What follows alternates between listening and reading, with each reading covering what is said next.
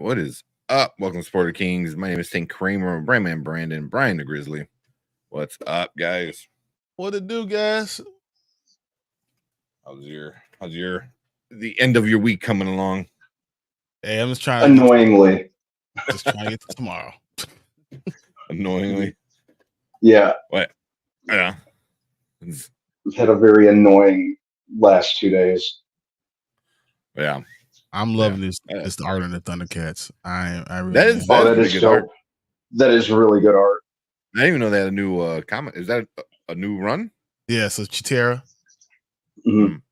So it still part of the Dynamite one, but yeah, pretty cool. I mean, there's been some real cool comics that came out this week. You know, Spawn Universe has Monolith. Mm-hmm. So that's a really cool cover too.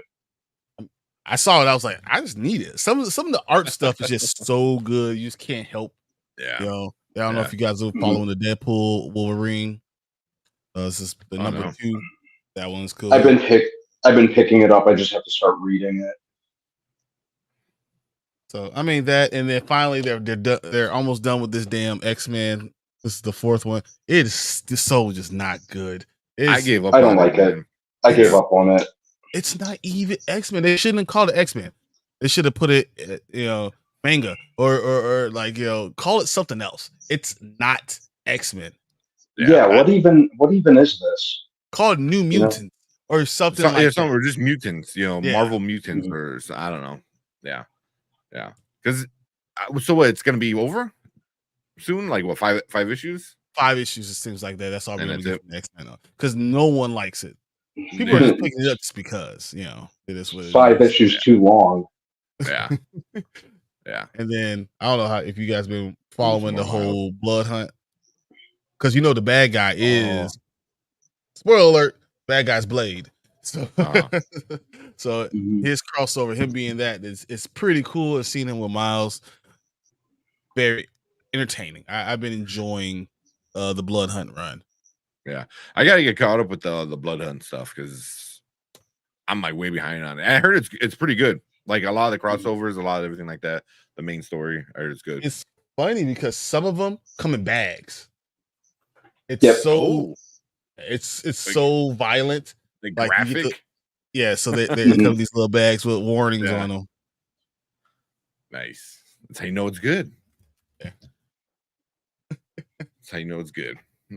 When you can't see it from the stand, exactly. They have to cover up the cover. You're like, it's good. And then my last thing I want to talk about is Gotham by Gaslight. Another one. So of course, I read the one previously, right? So then I picked up this. I never read this one, so I'm going to enjoy this first, and then I'm going to go to the next one. The Doom that came from to Gotham is a sequel to Gotham by Gaslight. So if you ever you're reading it, that's the next thing you need to read, and then you can go to the new series that just started. New stuff. I wasn't a fan of the Gotham by Gaslight.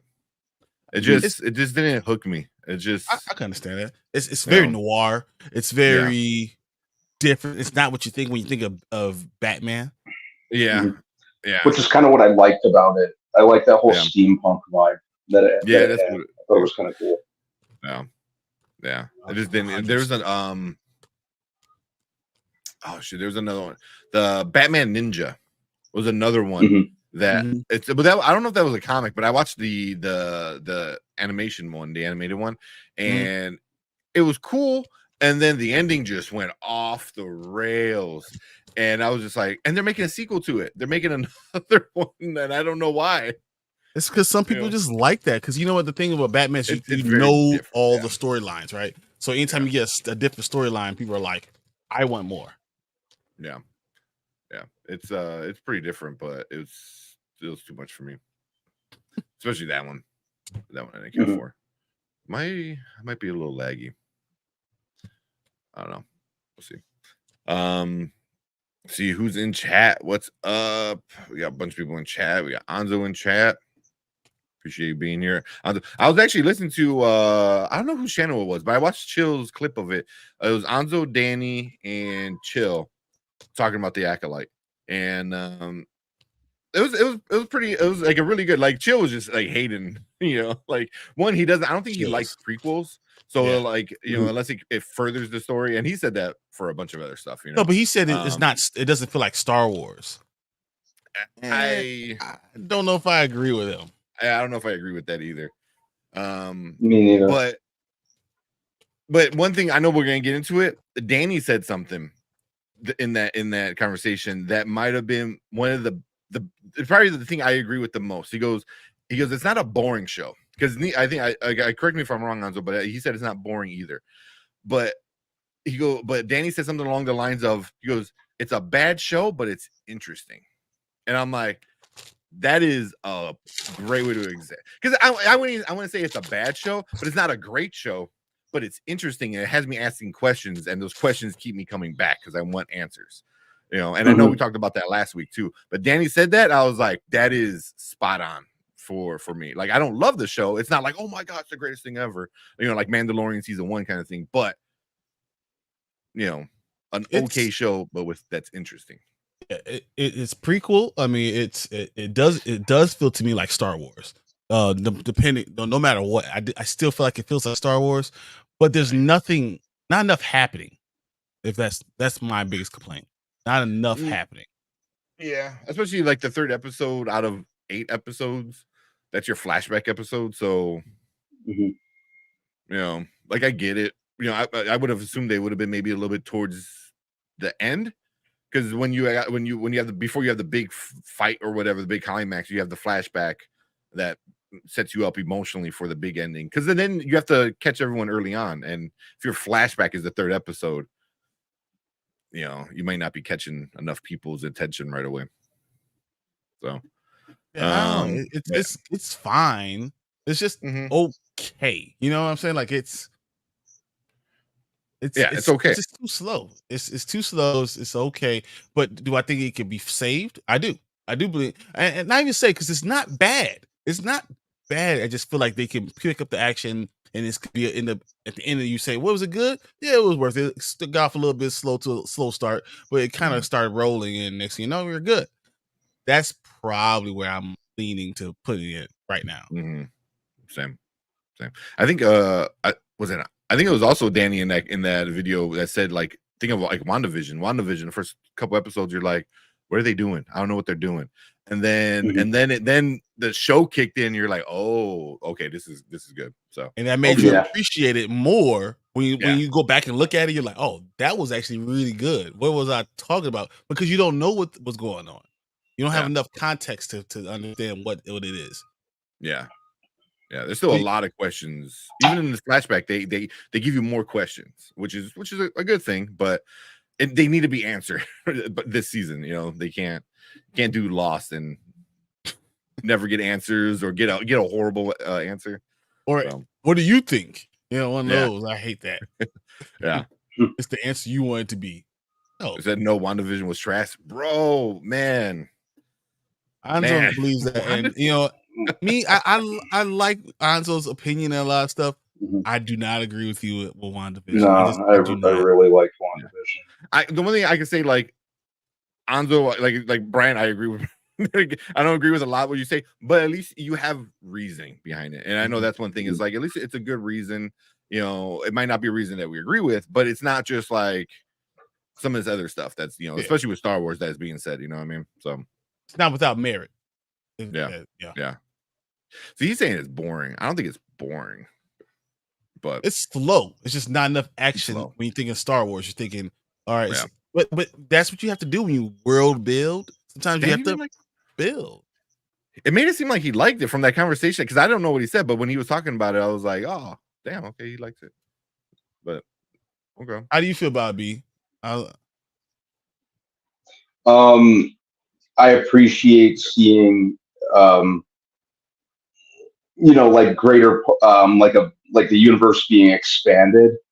I'm not sure how I feel about the characters just yet, particularly of Osha and May.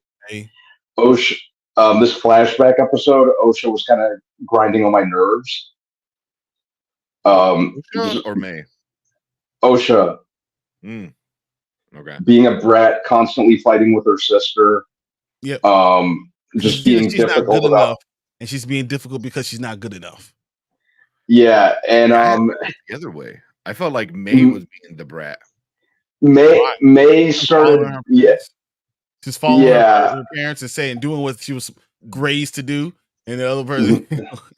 I think. I Who's think. the bad guy? Yeah, I think setting fire to the whole place, needless to say, was pretty extreme on May's part. See, but then But that's the question. Was it? See, and that's why I think everyone's saying like, "Oh, it was her." Was it? No, I don't think it was her. Was it? Mm-hmm. Yeah. Was it May that killed all the rest of her sisters, all the other witches, All the mothers, all of them? Yeah, like, and then Yeah. why would that one the one guy say, "I'm so sorry, I thought we were right"? Like, Yeah. they did some shady ish. Yeah. Yeah. That's why I think a lot of people are drawing conclusions that like, oh, May started the fire and killed everybody. I was like they're witches with powers. No smoke's going to kill everybody in 5 minutes. That's just not how it works. Yeah, like oh no. No, but it is Star Wars, and people do die from broken hearts all the time. Oh, I'm so sad. Yeah, but yeah, OSHA was really pushing my buttons on this episode. See, so for me it was May because May was like, no, shut up, you're gonna stay here. It was like, no, I'm gonna go explore the world. There's more than this little fucking island mountain we live on. No, there's not. Shut up and do what Ma says, you know.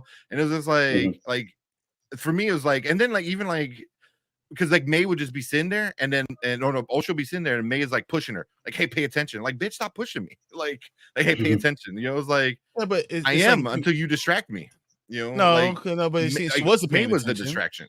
But she wasn't paying attention because that's why she didn't know what to do. And then it's weird because with kids, they want to go do something. She knew what to do. No, she wasn't good at it. She wasn't good at anything. She was good at it. I was saying because she wasn't paying attention. She was hiding behind her sister. Her sister was the aggressor, and she's the timid one. So I'm gonna hide behind. They said, "Hey, you need to pay attention, get your game up." But I feel like also when you ever have a kid that like thinks they know but they don't know. You think you know all about what the world is, and you want to go do whatever you want to do without knowing what the world really is. Like, and I feel like that's how she was. She was being like, I just want to be this. You don't know what this is, and then we know because we know what happened in the future. You still didn't even finish that. So maybe it was you that was the problem. From you just don't finish things. You don't understand that it takes more to commit than that's who you are. That's the problem. So. At the end, I finished the episode with saying, I don't know who's good or bad. I don't know who's right or wrong. And I think that's where they want us to be. I think I had to play opposite.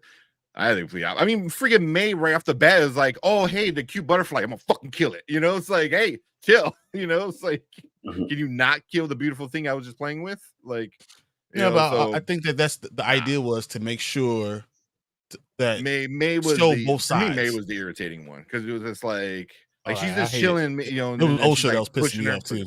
No, because OSHA's like I'm never gonna be angry at a kid who wants who May's the bad one and OSHA's the quote unquote former Jedi, the good one, the mechanic.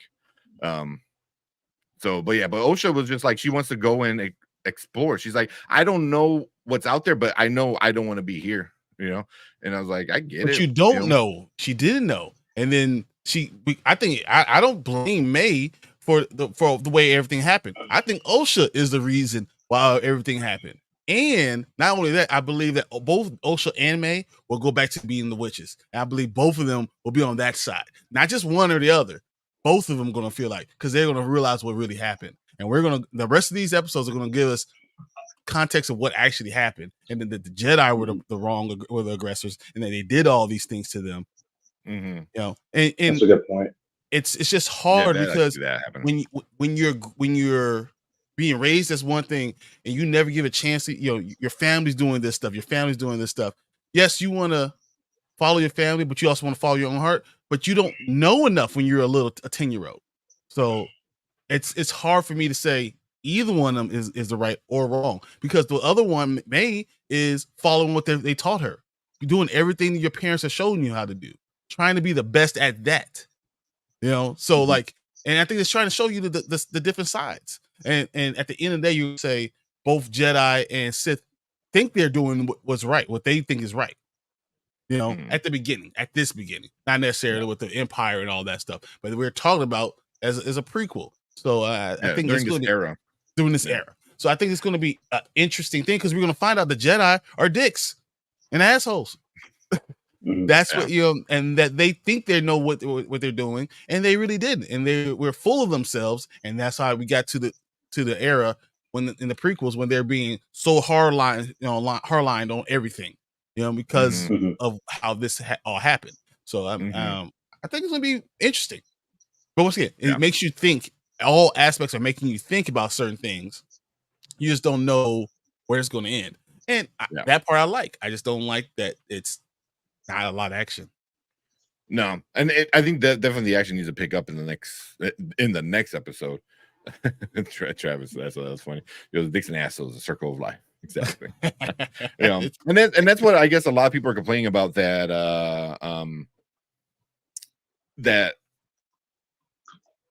the Jedi aren't like quote unquote the good guy, but I'm like, but the good guys is just a kind of a point of view, like from a certain point of view kind of thing, you know what I mean? So from this coven, they're the good guys because they just want to like be able to practice their magic without being judged on their own. And exactly. the Jedi is like, no, you're messing with the Force. We are the police of the Force, like, so that and the witches are saying the Force belongs to everybody. We all can do it.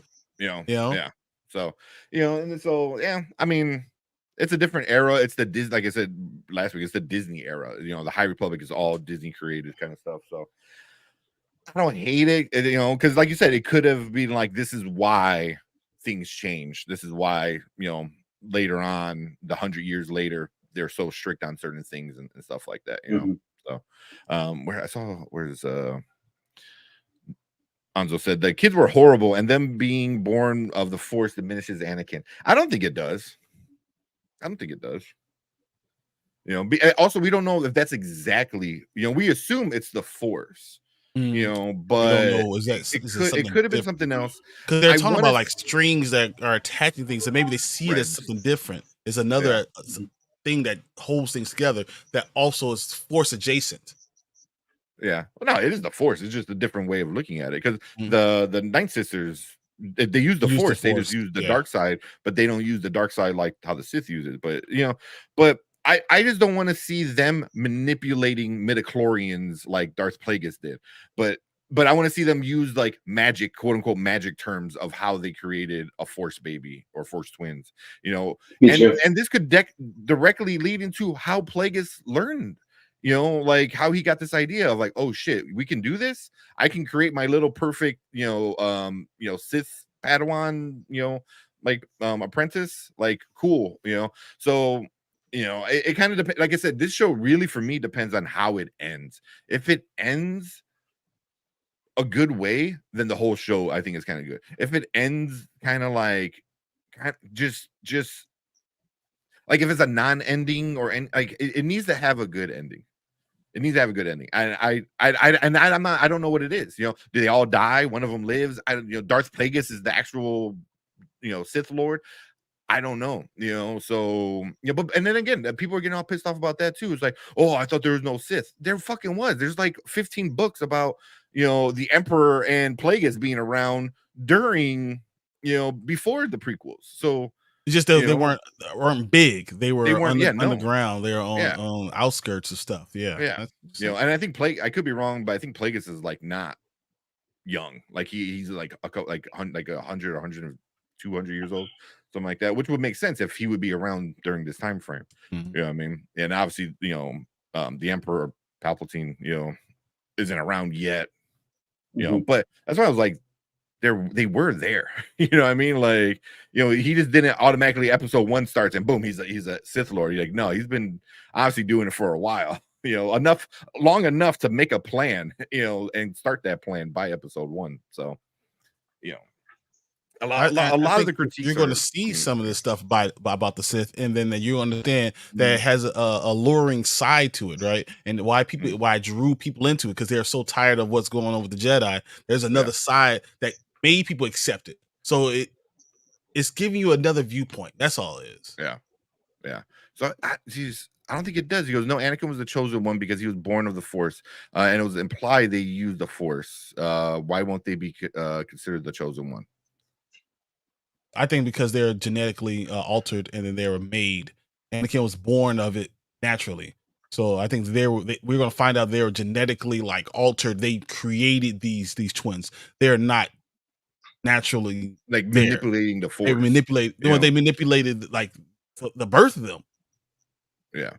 And it's just, especially like, what's her name? Carol, my mother Coral. She carried them, but those kids don't call her mom. They're all mother. They call mama the main mother. Because she said she was the creator. She created them. And that's my point. So if one created them, then it could have been like, this is a science / genetics type of thing. It could be something that they placed into an egg. They were created in the lab, placed into the egg, and then birthed. So like it wouldn't be, the same as Anakin at all, who was just born of it. Yeah. And then also it's like, was Anakin the chosen one? Or was it Luke? Because that's a good argument. Who brought balance? Or is it like the one, like the Matrix? The one, yeah. Something that happens every 200 years. We're not privy to that. We're just seeing it now, from our point of view. Yeah.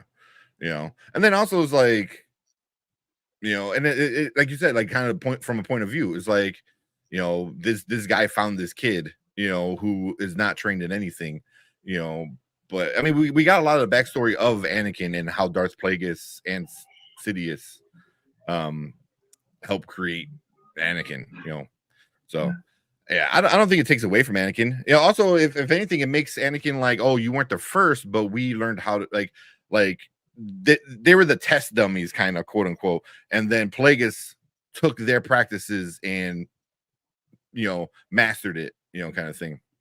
So I'm fine with that. It doesn't for me, it doesn't take away from Anakin. Anakin is still a whiny crybaby and Vader's still a badass. like having these twins around doesn't change who Anakin or Vader is. You know what I mean? Like, said no. I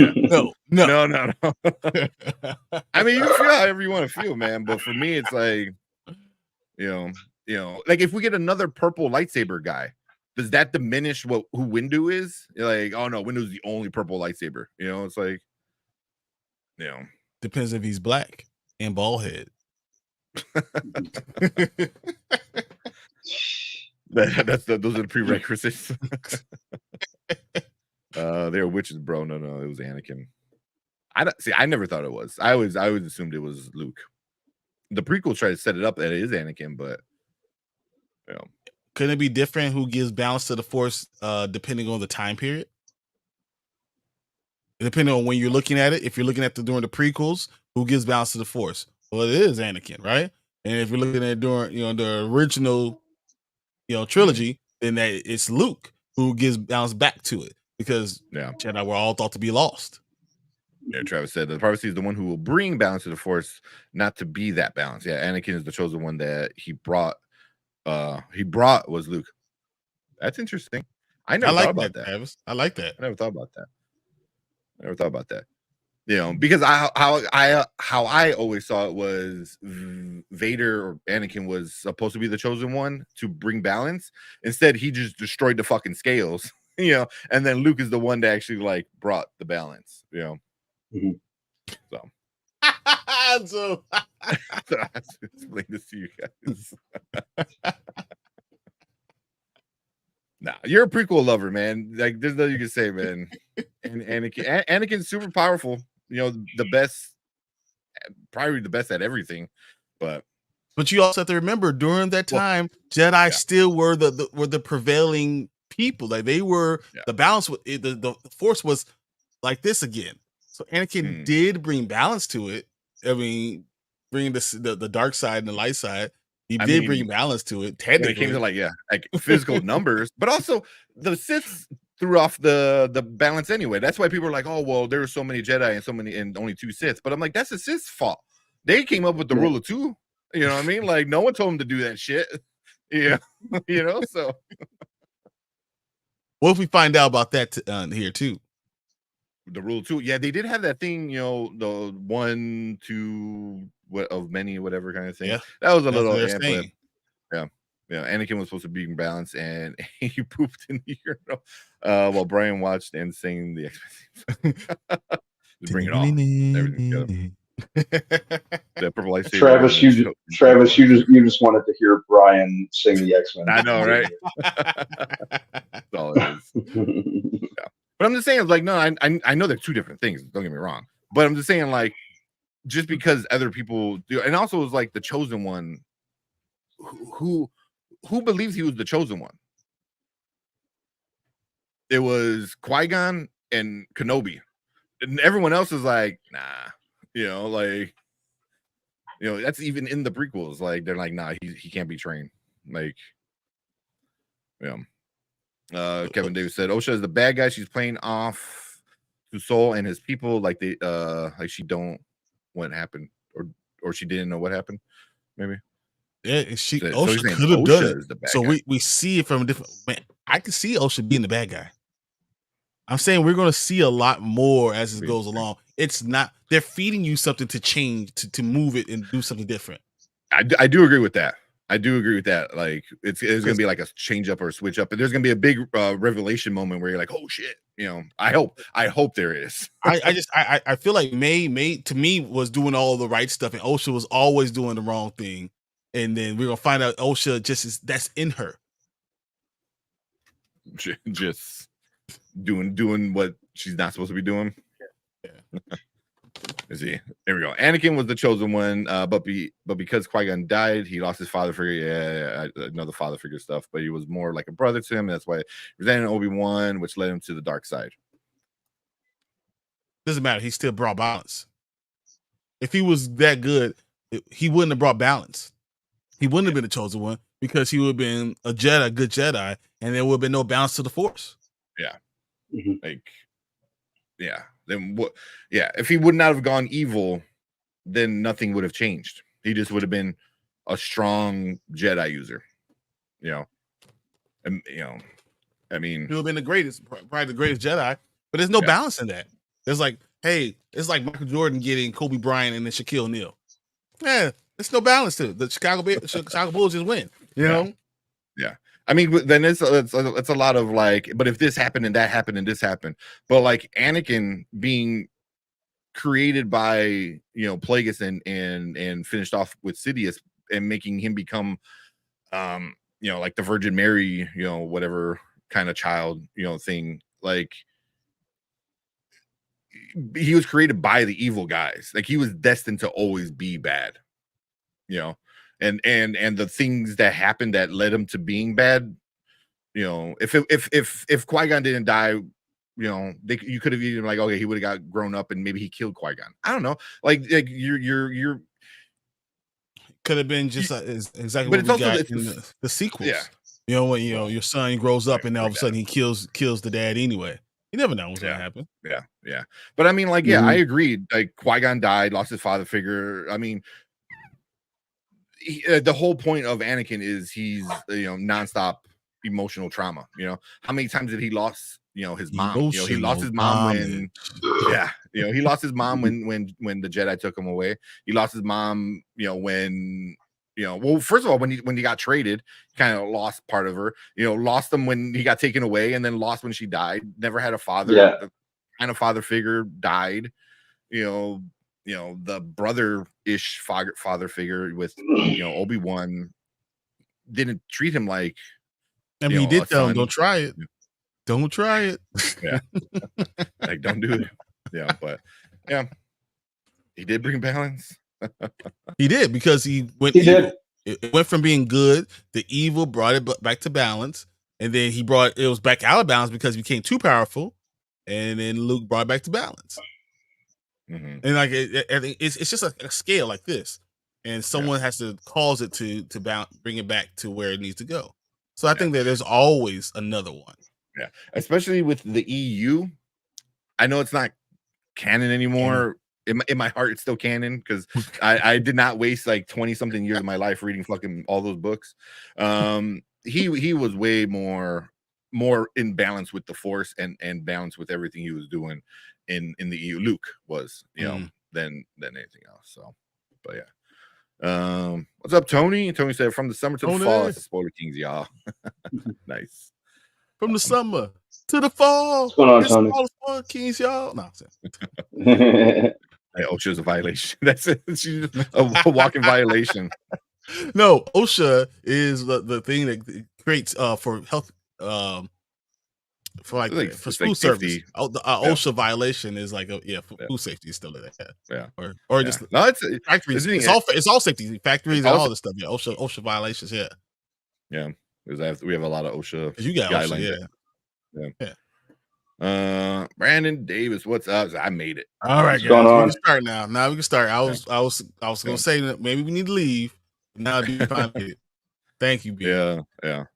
That he was the chosen one. Every action Anakin does, good or bad, the Force counterbalances with the opposite action. And that's kind of like what I don't know if that's an issue, but there's always something like you said, like that happens with that. Like the bad guys made Anakin, manipulated midichlorians and created this little kid that was going to be bad. But then Qui-Gon comes and saves him, and maybe he, obviously he didn't turn all bad because he was able to get saved later on. And was that because of Qui-Gon? Was that because of Obi-Wan when he was, a young boy and young man, that stayed in there? I don't know, so, and that was kind of like the thing is that the whole Force, it was like the bad guys made it, but yet the good guy took him away, so yeah,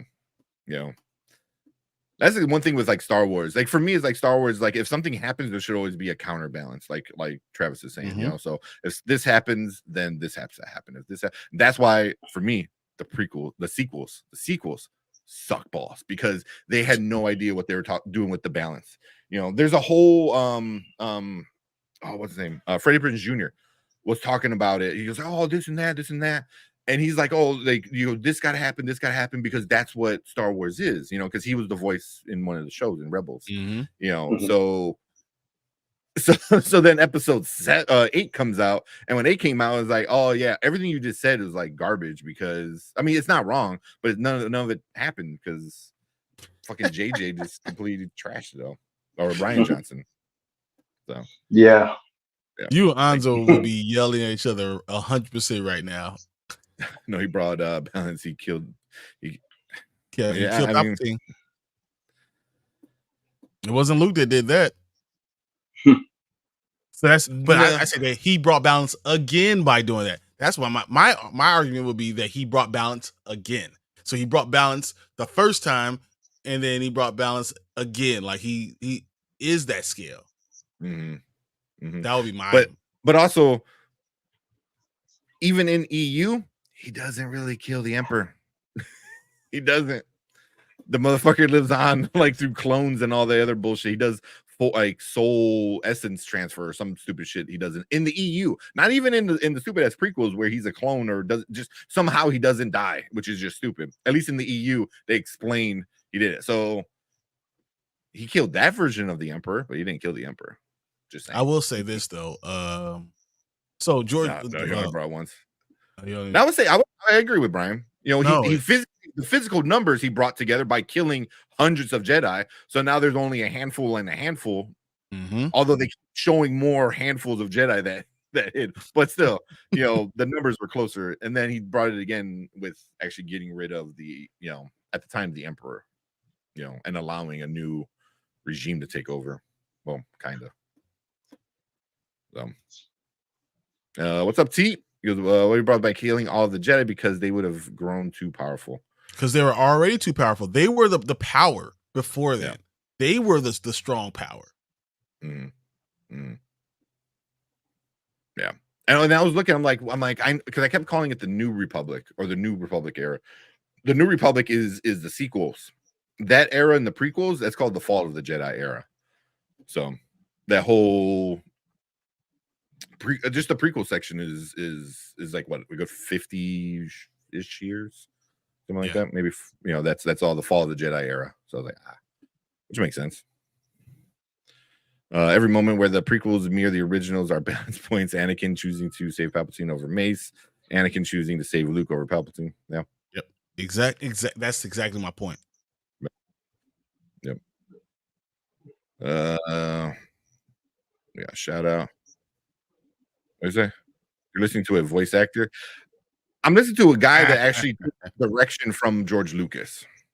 You know, that's the guy I'm listening to. The guy who was able to ask Dave Filoni and George Lucas questions about the character that he's supposed to portray.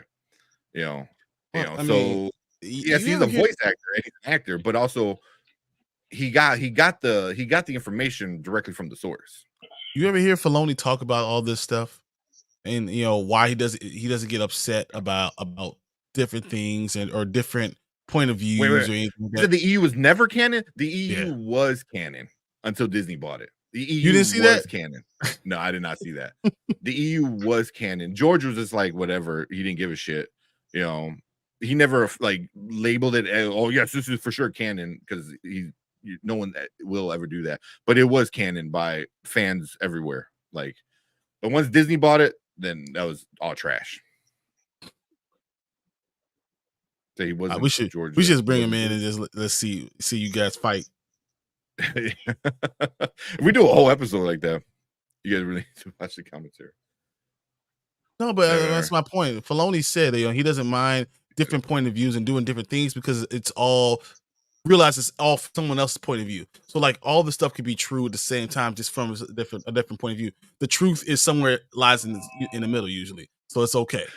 I don't want to send you the link because I don't want to argue about this for 3 hours. Yes, you do. Look at you. No, I do. Don't get me wrong. I do, Anzo, but not tonight. we can set something up and do something. We've been talking about that too. Doing something with you and Danny and then us. We can co-stream. I've been saying we need to go ahead and just hash it out. Let's go Battle Royale. There's no hashing out, man. no one's really gonna change. There are no winners. Has used a lot of it in his movies. Cornerstone was led to Timothy Zahn in the Thrawn trilogy. Night Sisters originated from the role-playing books from the 80s, so on. Yeah. So, and that thing that pisses me off too was like, I mean, Catherine Kennedy says a lot of stupid shit, but she was like, it's not like there's any books we can pull the lore from. I was like, yes. Woman, seriously? We are nerds. Tell them again, Mama. You too, T. That's why I was like, not tonight. Well, but we definitely oh man, we definitely could do it. I know George said he oh yeah. He said woman. She said woman. Who are you talking to? Trying to get in trouble. You trying to get in trouble on your own channel. All of a sudden, all this stops. Somehow she's gonna show up. It's like, I don't need a link. I just show up. Kathleen Kennedy's just gonna magically materialize behind me, right? And that's what I was gonna know. I was telling Mama Bear, he wasn't calling you woman. He was calling Kathleen Kennedy woman. Yeah. It wasn't no. You. Okay. No, I will address you, Mama Bear, by your name. I have nothing but love for you. Exactly. No, Catherine Kennedy was like, oh, it's not like there's books we can pull the stories from. Like, what? That's what I was directing it at. Yeah. Do you have any idea? All it takes is a mosey in the sci-fi section at Borders or Barnes and Noble. Yeah. Whoa. So you want her to read? You want her to do research? I do it. This is never going to work if you're thinking we're going to read. Yeah. Like, pick up a book. That's all it takes. Yeah. There's more than enough. There's more than enough. There's more. And here, let me see. Catherine Kennedy will appear behind Brian and start seeing the ex-woman thing. The ex-woman. Hey, I have to take this phone call real quick. I'll be right back. Go for it, man. Hold that thought. Go ahead. Oh, that's funny. But yeah, no, like going back to Anzo, I know George, he never considered the EU canon, But he also never said it's not canon.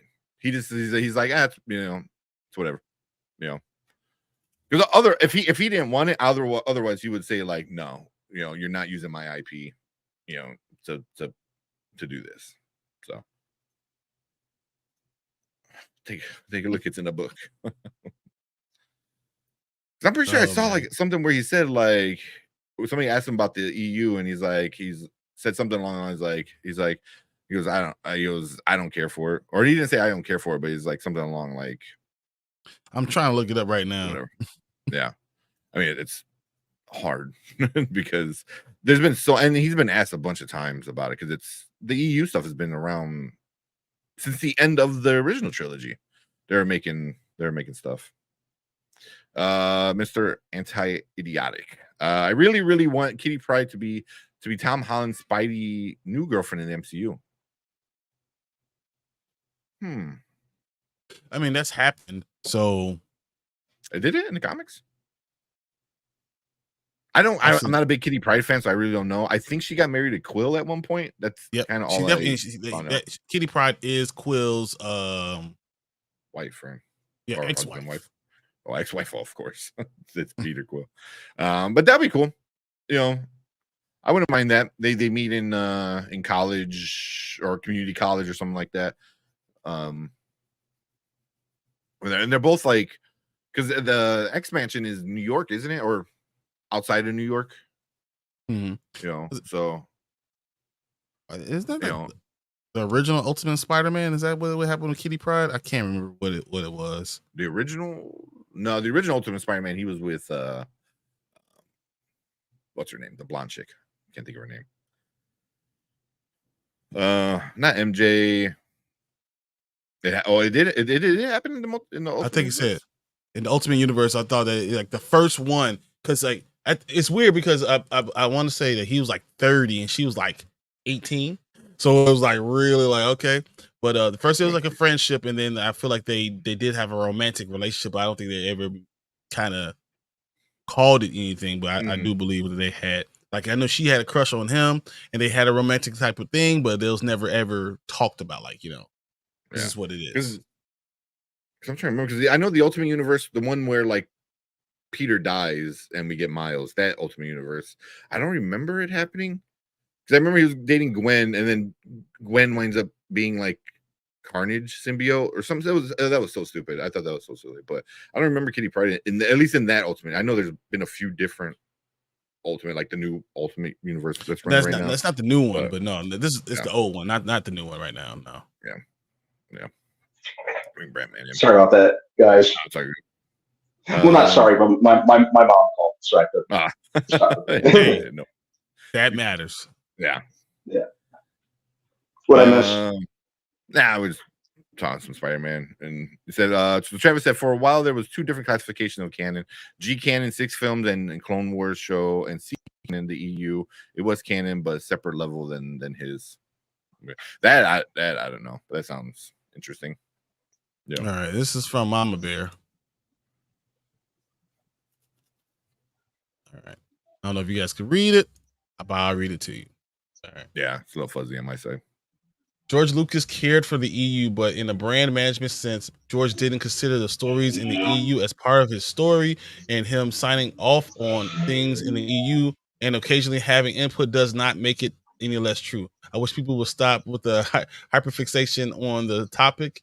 How George didn't feel about the EU doesn't make your feelings about the EU any more or less valid. George not considering the EU as part of the Star Wars story does not mean that you can't consider it as part of your Star Wars story. One more thing, for education purposes, I found out that why they had to kill Anakin Solo, and it was because George, who only won one Anakin, or he was making the prequels because he thinks that people would get confused between the two Anakins. I already mentioned that George told him to kill off Anakin Solo. And she said, this isn't true. George merely told him to shift focus away from Anakin Solo because he felt like that they were doing too much with him, having him be a prophetic hero was too similar to what it was doing with Anakin Skywalker in the prequels. The decision to kill Anakin Solo came from someone in the New Jedi Order creative team. And that's all it says. Yeah. So I mean, like I knew he never like cared enough, Mhm. and that's what it seemed like. It's like, hey, don't use that. And he's like, yeah, we're gonna use this stuff. Mhm. It's like, You know, it's just and at this point in his career, he's just kind of sitting pretty and letting the money kind of come in, and who can really blame him at this point? The guy's pushing 80, so I'm not even, I can't even be mad at him in that regard. But yeah, I Yeah. So, and a whole different thing. What Travis just said is 100% right. 100% right. What Travis just said about the whole Peter Parker and Kitty Pryde. Oh, there's one. And Ultimate, Peter does date Kitty Pryde for a while after befriends her. They become friends. They befriend each other. Yeah. Yeah. I remember that. The infamous issue where Peter and Wolverine switch bodies. Oh yeah, I remember that. Yeah. Shit, yeah, that right. was yeah, and they did it in that they did it in that Ultimate they did it in that Ultimate Spider-Man animated series, and Logan was just being a total creep. Mm-hmm. It's kind of weird. Yeah. So that's the Ultimate Universe. Yeah, I remember that. So here's a quote from George Lucas in 2001. He goes, "There are two worlds here. There's my world, which is the movies, and there's this other world that has been created, which I say is a parallel universe, the licensing world of books, games, and comic books." He goes, and then in 2005 he said, "I don't read that stuff. I haven't read any of the novels. I don't know anything about the world that's a different world than my world, but I do try to keep it consistent. The way I do it now is that there's Star Wars Encyclopedia, so if I come up with a name or something else, if it's already used, when I said other people could make their own Star Wars stories, we decided that, like Star Trek, we would have two universes, my universe and then the other one." So kind of what Travis was saying earlier. Yeah. So, and that's like quoted. So yeah, don't go down the Star Wars rabbit hole. I'm trying to pull us back out, because if you go down the Star Wars rabbit hole, Anzo will end up being on here, and then and everyone will be like, "Here we go." From George Lucas. So that's what. All right, am I back? Yeah, you're good. Okay, I don't know what the everything just went blank. No, I was just saying. Yeah, we had 50 minutes. I know. Well, we started talking about the Acolyte. I can splice into other stuff. Might as well just jump right into it and keep talking about it. I thought it really. Yeah, more or less. Kind of did. Well, we started trailing off into it. I mean, shit, you're not wrong, man. We already talked about what we liked, what we didn't like, what we thought was going to happen. Yeah. We talked about it without even knowing we talked about it. Yeah. So I had one question. What if this show winds up, like, it's already not doing well with the critics. I can't deny, not critics, ratings. I can't deny that it's just not doing well viewership wise and stuff like that. But if it winds up being an overall bad show, by the end you're just like, F this sucked. What did they think they were doing? Like, when is your breaking point for Star Wars, or is there not one? It's just each one's gonna be a new one. You go ahead and answer that first, Brandon. I have an answer. So, like, at what point am I completely done? Yeah, like if this is a bad show where you just get pissed off by the end, you're like, that sucked. Like, is it now? How many? When is it? When is your breaking point? I'm invested in the show right now, in the sense that I'm kind of curious to kind of learn more about just what exactly is going on. But if they kind of keep this course with the character, particularly, like I said, Osha and May, and if they continue to get as detestable as I'm progressively finding them, I'm gonna I'm I'm not gonna be able to take it anymore. So it depends where they go with the next episode. If they continue this for the next episode or two, I might just be like, enough is enough. For the show. But is that Yeah, enough to be like, I'm kind of done with Star Wars? that's Like a good question. if the show does that to you, where you're just like, I'm done. Like these characters suck. I'm annoyed. Like, will you give the next project, which I believe Skeleton Crew, I think maybe. Skeleton. Yeah, I have a hard time condemning a lot of shows for when they trip up. I think tripping up is kind of inevitable, and sometimes it's kind of like, what kind of fan would I be if I just kind of gave up completely? Heck, Marvel's had some misfires, but I'm still gonna watch the MCU content.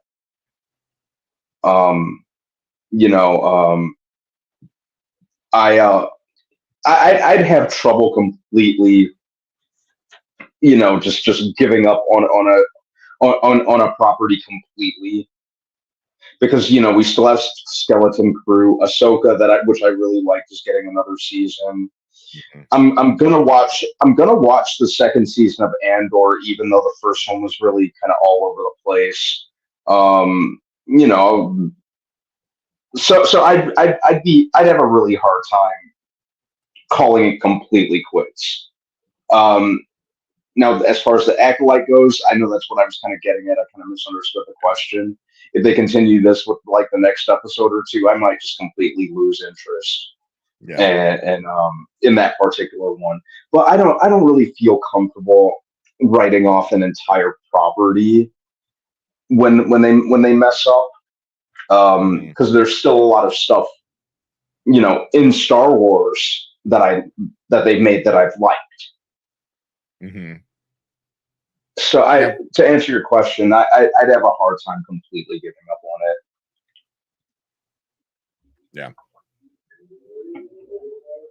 If that answers it. Okay.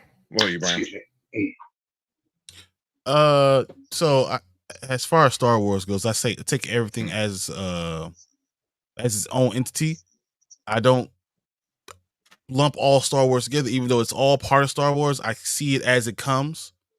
Take it as it comes. So like I could be done with one show, but I won't be done with the whole thing. I'll just be done with that one show.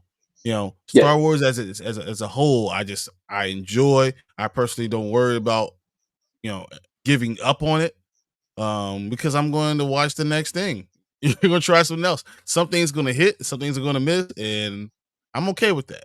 And I think Star Wars' fandom has gotten so big that you're gonna have people that are always going to be on both sides. So you won't even know when you get a big hit, because no one's ever going to be all saying, "We love this thing from Star Wars." You're just not going to get that. So, I'm just going to take it as it comes.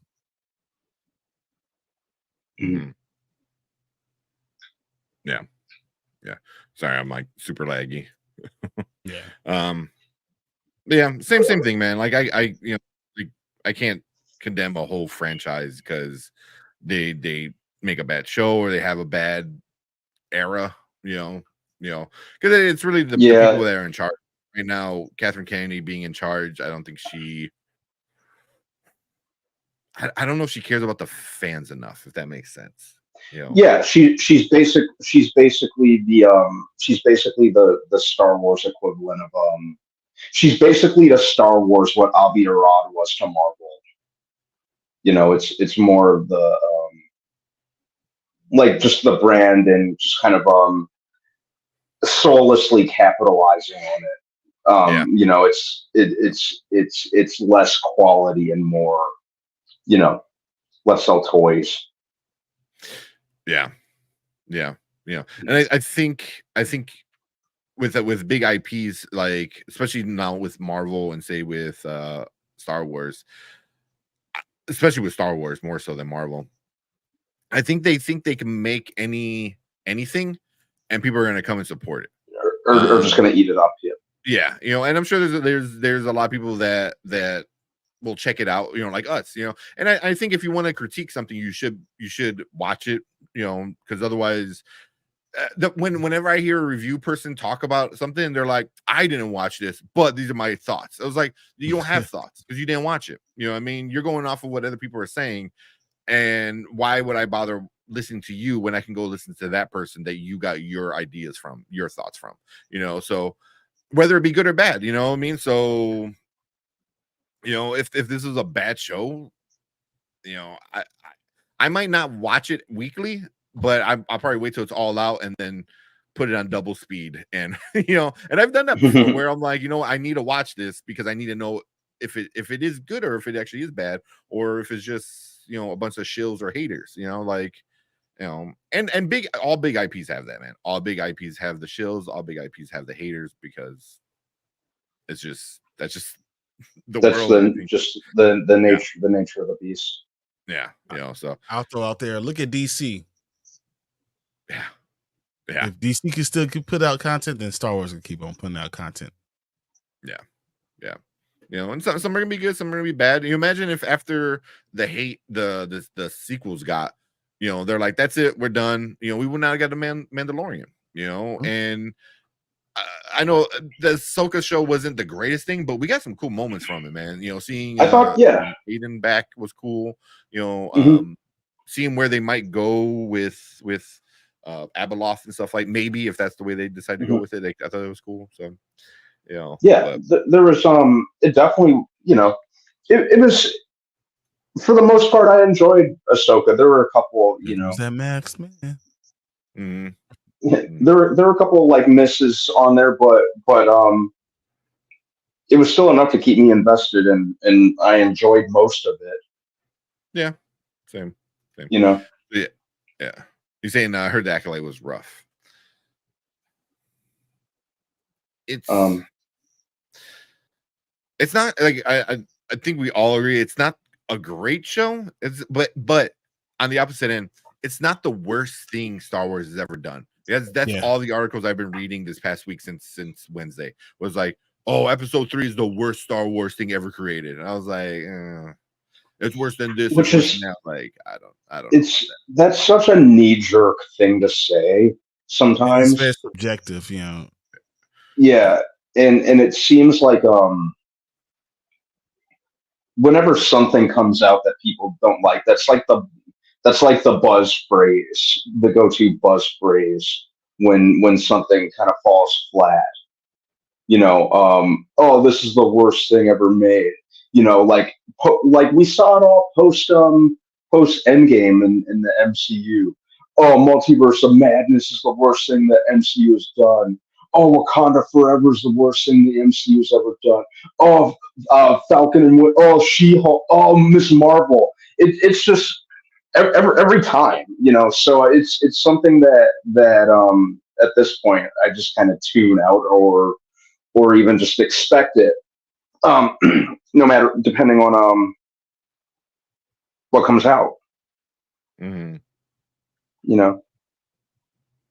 You see it all the time. Especially when things get really big, because everyone loved Marvel when they were little and they were still like, making these little Iron Man movies and stuff, but they get bigger, and as they get bigger, I think people want to see it fail. Yeah, because Marvel just like once upon a time for that, for that period between Iron Man 1 and then Endgame, like they just couldn't miss as far as the fan base. I'm speaking figuratively, but it still made money. Yeah, like everyone was all about it, and then people went completely turncoat, following like right after Endgame, it felt like. Yeah. Well, because all their guys died. All their favorites are done. Yeah. Watch them, Brian. Yeah. Yeah. Well, and so Deuce is saying I'm kind of done with Star Wars for now. Yeah. So, and I know, and I can't blame you if you are. I can't say like, no, you're wrong. I get it. Same thing with Marvel. If people want to say like I'm done with Marvel, I get it. But for me as a fan, I can't.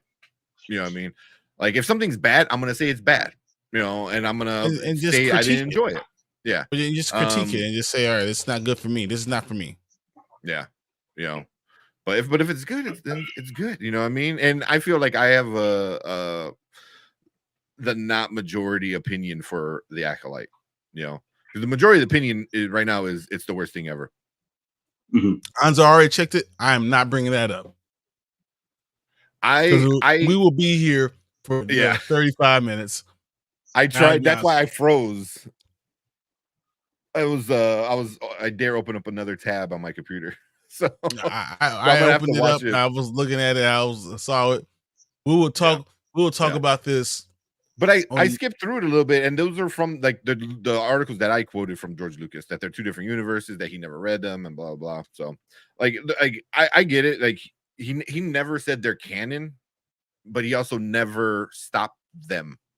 And he could have. And that could be part of what Brandon Man's saying is like, cool, do whatever the fuck you want because I'm getting that paycheck. So, the video games and the comics and all that stuff. So, but I'm telling you, he always said it doesn't even have to match. It's all good with. It's all good with the world building and someone else's point of view or someone else's viewpoint of what's true Star Wars. He's okay with all of it. He doesn't care. Yeah, because there's he has his universe in the movies and everything else is out there. Let it be. He doesn't care. Yeah, he's just not going to stop. It's a win-win for Lucas. He's kind of crafted his legacy that's still ongoing. So, like I said, he's just sitting comfy at this point. I think it's also all stories are good stories for him. As long as they're talking about you, doesn't matter if it's negative or positively, they're talking about you. Yeah. Exactly. Yeah, because he sure didn't stop after all that hate he was getting after Phantom Menace. No, which is good because like a lot of people hated Phantom Menace. Man, I remember going to the theater and people were like angry. But we would not have got Revenge of the Sith. Was one of the best fight scenes of all time. I think that's what you should have done. You don't listen to you don't listen to the fans. Do what you're going to do, and let it be. Let the chips fall where they may. And I wonder if the sequels would have been better if that's what they had. Because J.J. Abrams wrote out the plan. He goes, here's the plan. This is what all the movies are going to be about. This is how it's going to go down. And then the first movie, a lot of people were giving it hate, even though it wasn't bad. You know what I mean? It wasn't great, but it wasn't bad. And but the next movies would have made it be good or bad. You know what I mean? The whole trilogy, But again, they changed the story. That didn't work. They changed it. They had 3 different stories in 3 different movies. They were supposed to be one story, So, and then, but that's what you do when you're somebody like George Lucas, like, hey, shut up. Let me tell my story. Yep. Tell your story and stick with it. Do not change it. I don't care if I don't like the story. If you're going to go with it, go with it. Do what you do your vision. Don't try to change in the middle because we're going to see that you change in the middle. Just go with it. No matter what. Yeah. I said I agree with that. If it's good, then it's good. If it's not, it's not. Yeah, there's plenty of other things to watch. Exactly, man. Exactly. Yeah. And what's up, Drew? Hey, Drew, man. How you doing? Thanks for joining. Yeah. Said The Last Jedi destroyed the sequel trilogy. It changed the story. It changed who the villain was. It ended the story. You don't end the story in the middle of it. You know what I mean? It's like that's not how storytelling works, So. Yeah, it's clear that even though J.J. Abrams, everyone says that he was playing it safe with The Force Awakens. Think of that what you will, but I do think that he had a plan. A plan. And Rian Johnson, he's lucky that I've liked pretty much everything else that he's made. He really does everything else great. yeah, he just kind of he just kind of pissed away everything that was set up. So much so to the point that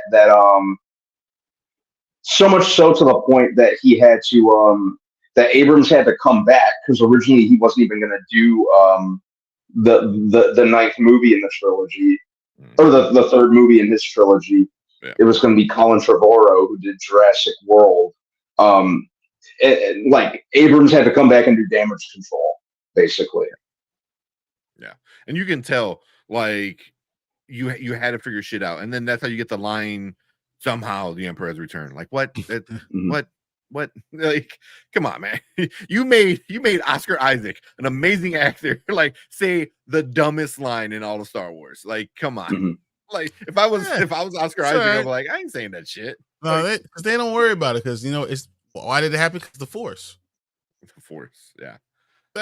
So guess what? Yeah. So, but yeah.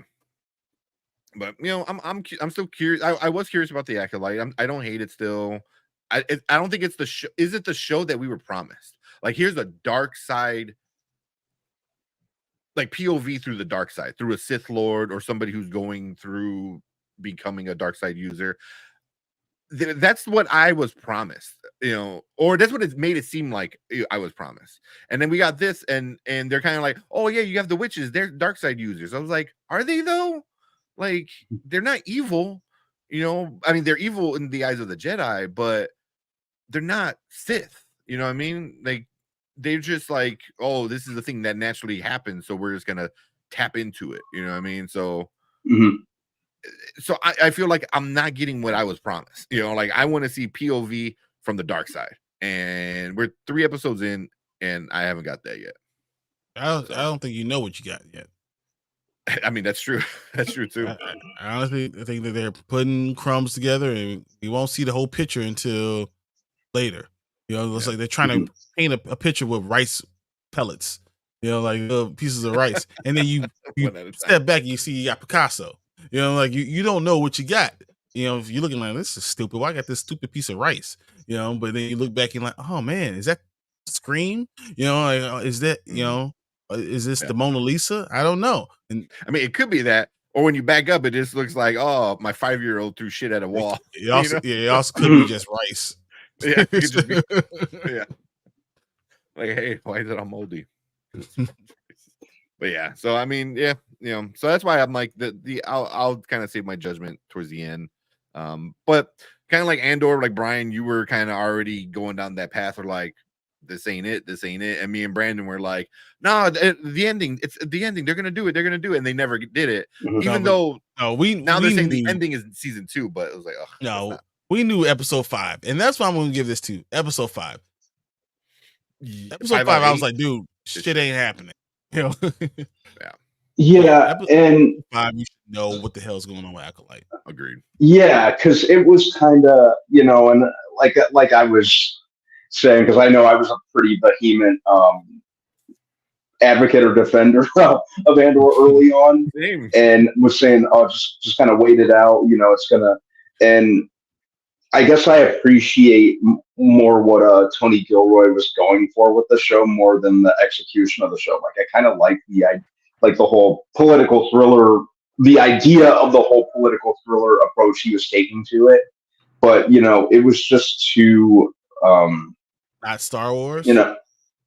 It's not even a matter of it not being Star Wars. It's just a matter of it just kind of not being very great at holding your interest, and with Star Wars, I obviously, with anything you watch, I like having my interest held, and I was getting like PTSD flashbacks of Ang Lee's Hulk in the sense that I was just having trouble being interested, and just wanted to do something. Yeah, that's really good, because talking about like being interested, Andor, right? Great dialogue. When it came to just dialogue, great. When it came to actually storytelling, I felt bored. It was because it wasn't interesting, like, because nothing was happening. It was like all set up, and no ever payoff ever. But that's all. That is. But with this show, the dialogue is not good, man. It's kind of bad, like really bad at times, but it's interesting enough where I'm like, I can forgive some bad dialogue, not forgive it, Yeah, but look like past it. yeah, like one thing that I did like I repeatedly said, the world building element of it. I like that they're showing like this faction of like witches in the universe, like in the galaxy. I think that's kind of cool. You know, I like the ideas that they're kind of introducing and will hopefully run with a little bit. Just kind of expanding the. I'm always open to them expanding more of the Star Wars universe. Yeah, can you 100% right? You're absolutely right. The New Hope dialogue is not good, but it's a fun movie. But I disagree with all of it. The only thing, the problem with the whole thing with Andor is that it wasn't Star Wars. What is Star Wars at its base? Really, what is it? It's if you don't have the Force, you don't have lightsaber duels, you don't have things like that to keep people's interest, then it's not really what Star Wars. The reason why people fell in love with Star Wars, not because of this great dialogue or this great world building or any of that stuff. It was because it was cool stuff. And the Force is the one thing that holds it all together, right?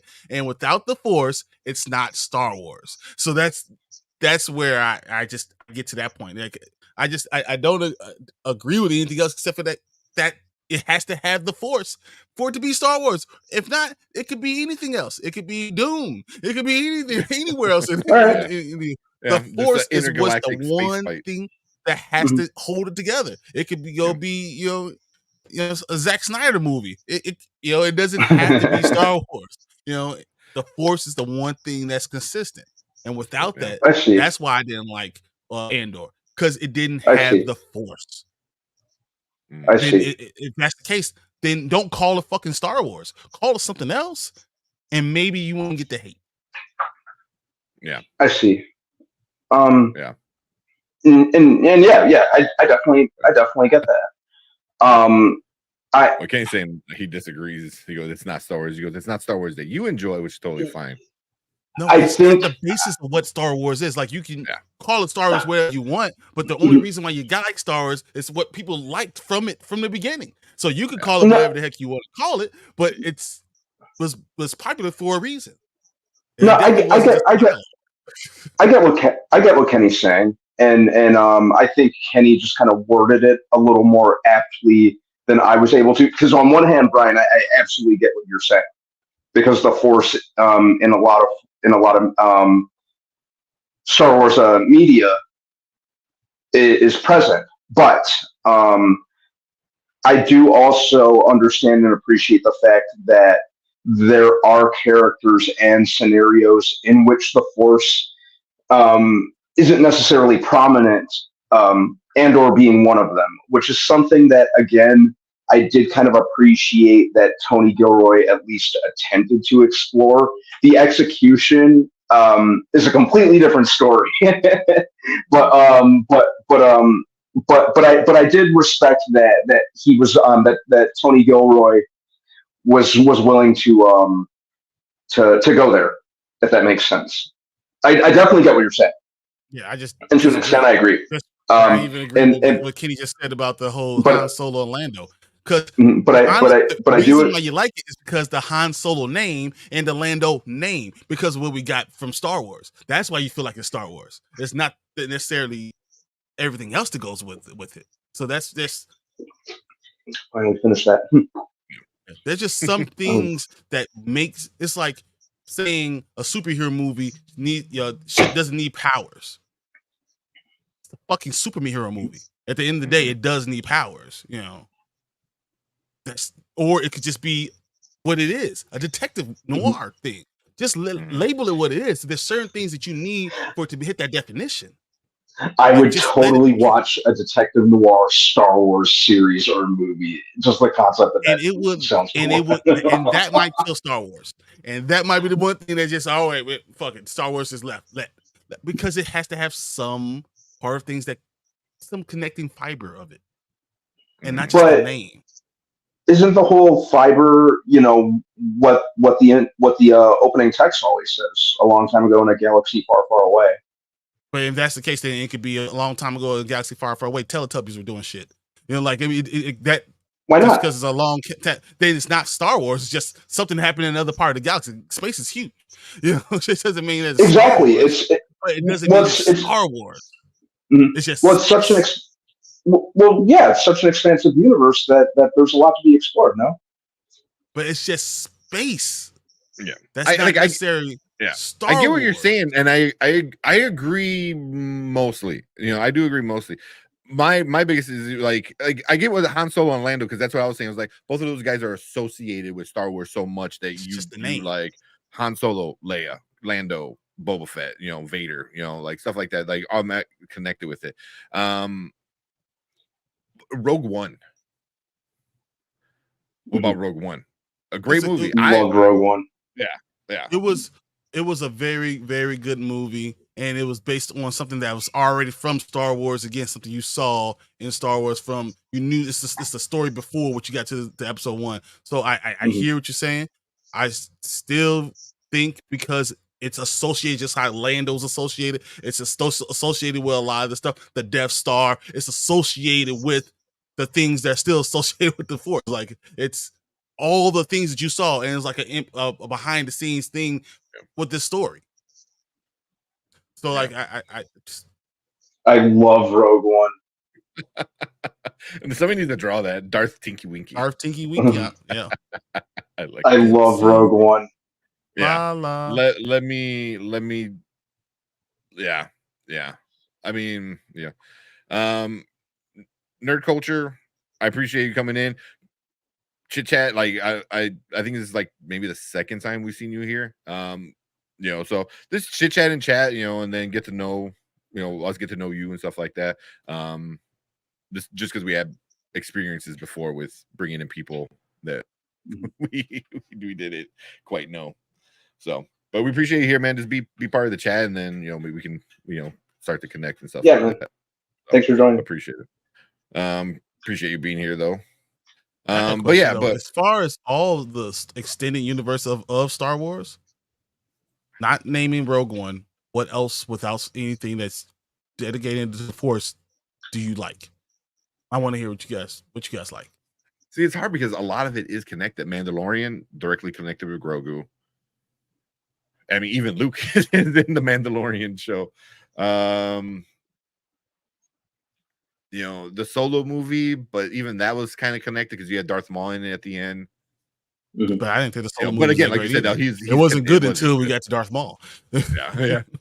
But again, like you said, his name was associated with Millennium Falcon and Luke and Death Star and stuff like that. So everything else was already popular.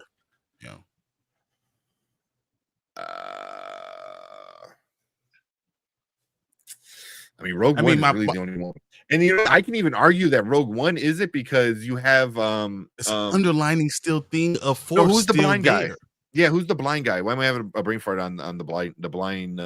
He was the temple protector guy. Donnie Yen's character. Donnie Yen, yes. Yeah. His character. He was. I mean, he wasn't a Jedi, but he was definitely Force sensitive. I would say like because he well, kind of, because he's walking out in the middle and not getting shot at, so he's definitely, but he was connected to the Jedi, in some way, so even that, but I'm just basically so what you're telling me is that they haven't had much content or any good content really without something to do with the Force or something from Force and adjacent. Like there's if you don't have everything has to connect, that it's been good. Like it the one thing that's connecting tissue is that just and I don't need a show about a world just that has nothing to do with what is in Star Wars. And I get that. I wouldn't mind something like that, like a one that's like that, but it needs to be good. Like at the end of the day, it needs to be good. I think for me, Andor just was boring. Even if like you like I like say I don't agree with you fully, Brian, and it's like no, that's whatever.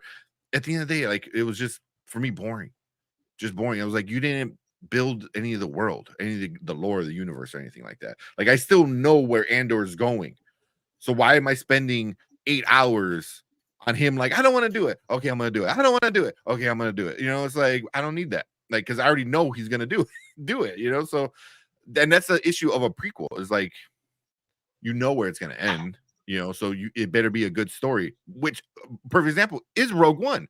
Like I know where it's going to end, but the journey and the story was great.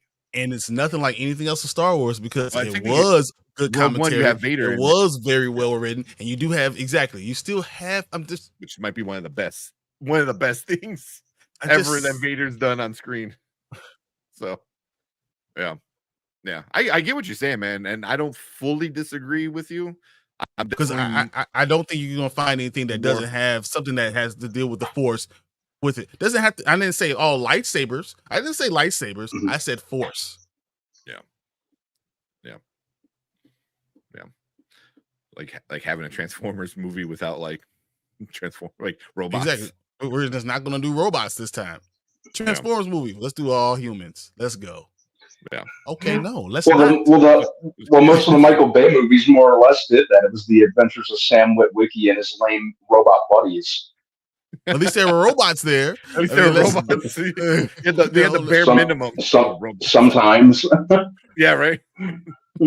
I wouldn't say anything is done. You know, because definitely Mandalorian season 1 and 2 are really, really fucking great. Rogue One is really good. I'm trying to think of other shit. It's just I don't. But once again, I mean, you still have Darth Vader. You still have the Death Star. You still have all the stuff that was based. It's like there's whatever. Yeah. Just, like Ahsoka was okay. I didn't hate Ahsoka. Season 7 of the Clone Wars, I thought was okay. You know, that was definitely cool seeing Ahsoka versus Maul. I thought that was super cool, and that was Disney era made at least. Even though it was piggybacked on 6 other seasons, but they definitely have more bad than good. I feel like. A movie called Bam. Bambi. Oh, oh, I thought it was an exclamation point. Yeah. Well, he said anything Disney. I'm just assuming anything Star Wars Disney. Yeah, because if you say anything Disney, like he's speaking about Star Wars. Star Wars. Since it's been sold to Disney, that's what he's speaking about. So Rogue One was boring and trash. Really, the only good part of the movie was towards the end when the Vader was killing people. Let's agree to disagree. Some say you know my opinion on stuff, right? I can't tell you Rogue One was trash. I can't say because it had enough connecting tissue to me for a story. Like you still, as I said, have Vader. You still have the Death Star. You still have. We know the story of kind of what happened, but then came to give you the details, and it was good. They gave you everything, you know, so you knew where it was going because it's already talked about, and then they gave you a good story. So like I can't say it was trash. I can't. Yeah, but I 100% agree with the ending part with Vader is top notch. That is awesome. Yeah, watch that on replay. That was really cool. Yeah. But once again, that's the Force, right? Non-Force related Star Wars comics that are phenomenal. Yes, but you can't make that into a movie. Which comic? Which comics? I know you said. So there's a lot. I don't even know what that one is. Yeah, I stopped reading a lot of comics because it was just getting. So Star Wars, it's hard, but the best ones that really sell the most are the ones that have the Force, have Darth Vader, or have Mace Windu, or have you have to have a title character that really sells really well. So just saying, Yoda, like of course, I live in a comic book store basically. So those are the things that you do need on those titles. And there are some that are like, not based on in with the Force, but they don't sell as well. And then you, in order to save it, they usually bring a Force wielding character into the story. Yeah. because I think I started reading the Poe Dameron comic. Even then, they started making him force sensitive because there was like some tree that was planted. It got weird. There was like some tree, and he ate the fruit from the tree, and he, not a Jedi or anything, but he was getting like more attuned to the Force, where he was becoming a better pilot, and more instincts were stronger than other people. So even then, there was still like it's just connecting tissue. That's just what it is. I mean, that's the point of what Star Wars connecting tissue is. That's it said, is the Force's female Star Wars is dead. That's Catherine Kennedy, I think. The problem is not the female idea, it's the throwing and forcing it down your throat and not letting the story naturally develop, and having strong female characters has always happened in Star Wars. Yeah. You know, Leia is one of the baddest motherfuckers in the world. Like, I mean, come on, like, you really want to be honest. It's just you don't want to force it down, try to force the issue without having the story around it. Yeah, like, as much as I don't like the prequels, in Attack of the Clones Episode 2, Padme was a badass in the arena. She was badass, absolutely. Like, they completely nerfed her at the end. Just like a crying, pregnant woman, which was like, oh, now you're pregnant, now you can't be strong. But which is the dumbest thing in the world, because the strongest people I've ever seen, the strongest thing I've ever seen is giving birth. That's oh man, yeah. I could bench press right now 500 pounds. Ain't no way I'm giving birth to nothing. And if you keep me in my nuts, I'm done. So it doesn't make sense to me. So you said you like join. Okay, we'll check out your channel, man, for sure. I would honestly, but honestly, tomorrow's my birthday, so yeah. Turn 39 tomorrow, man. I can't do it. Yeah, but we do join, but it's hard. Like, I'm busy, pregnant wife and newborn, and Brandman living that city life. And Brian, I'm the one that's usually jumps on. Yeah, that's what I was gonna say. You're the one that does it. Jump on and do stuff, but we'll definitely we'll check out your channel, man, for sure. Absolutely. Check it out. I'm good. I'm subscribed right now, and I'm gonna look it up, but tomorrow's not a good day. Yeah. So even Brandon Davis is not a big Star Wars fan. Was saying Rogue One was busting. So it was more of a Suicide Squad movie than the Suicide Squad movie that came out a couple months earlier. Ugh, that was a horrible movie. Only watched it so bad. Fox. Can't. You can't be trusted. There's a few of those takes for me, but saying Rogue One was trash. It's up there, but I don't mind. Out of a lot of the newer, out of the more recent Star Wars movies, Rogue One was probably my favorite of the movies over the past 10 years, as far as Star Wars goes. Out of all the Disney ones, out of all the Disney ones, Star Wars, that's the best one. Yeah, that's the best one. I like the Force Awakens. I like the Force Awakens more than most people. I do. Yeah, no, I like it a lot. Because the way it was supposed to go, it would have been right up my alley. Like, if you know me, anything that you know about me, that would have been right up my alley. But I don't know. Maybe Rogue One might. I might say Rogue One is probably the best. The potential what could have been after, we got the Force Awakens. Yeah. I would have potentially liked that and could have went back to Force Awakens, and this is the beginning of something that was special. But no, I think Rogue One, because it stands on its own. Yeah. Sure. Only Disney stuff was all right. Bad was Book of Boba Fett. That was bad, and you also, I think, and Obi-Wan. Obi-Wan was bad. Obi-Wan's bad, but Andor is top notch. All right, whatever. For me, Boba Fett's up there with Andor. Those are number one, number two of. No, I hate Boba Fett was just bad, but Andor was boring. Yeah, agreed. So. Agreed. I think Obi-Wan was better than both of those, and I don't think Obi-Wan was good. I agree. You're like down here, and then they're all the way at the bottom in the dirt. You're still under 4 feet tall, but you're like 3'11", not 3'5". Like you're still under 4 feet tall. There you go. Okay, so the Lando, Han Solo, Chewbacca, Dr. Alpha. I don't even know what that is. I don't think I read that one. Dr. Alpha, it is a comic book I saw that it's there. But once again, three of those are all still with characters that are based on the original trilogy that was based all in the Force. So like I can't go with that. The Dr. Alpha, I can honestly say I haven't read, so I can't comment negatively or positively on either one on that at all. Mhm. But That one. yeah.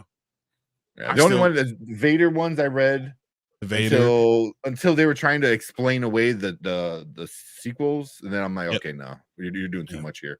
I even like the Yoda one. I was reading the Yoda one. I like that's fine because that was more than last year and 18 months or so. Yeah, yeah. I don't want to bring that up. We say comic books are I'm paraphrasing, are not good now. To use other trigger words. I disagree with that too. I think it depends on which one you do. There's some stuff. Listen, general comic books are they're still great.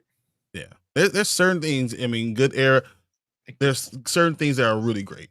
But my favorite comic books are older comic books. I'm not gonna say, and not tell you that. My favorite I collecting all the Infinite Crisis. I love grabbing, Oh, so that's a good cover. Yeah, so that I mean, these are the things I sought out that stuff. So, but I'm not gonna sit here and tell you that all of it's bad. Blood Hunt's not good. Was very good. Superman Lost is a great series. There are great series all over the place. It depends on the writer. So it's not like, good or bad.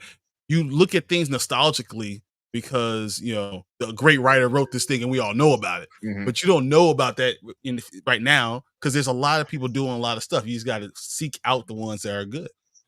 Yeah. And support the ones that are good. Because it could be good and not getting enough buys from pre-orders, and it's not enough pull lists and stuff like that, and it just gets canceled, which kind of really sucks. I got this one right here. Acolyte. Nice. Acolyte is an unbelievable series. All the new Spider-Man stuff. The Ultimate Spider-Man stuff is awesome. Ultimate Black Panther. I gotta read this Blood Hunt. Blood Hunt is off the chain. I'm sorry that I ruined who the bad guy is, but it is awesome. Sorry, I'm sorry. I'm clicking on stuff. It's like Rogue One didn't feel like a Star Wars movie, especially at the end.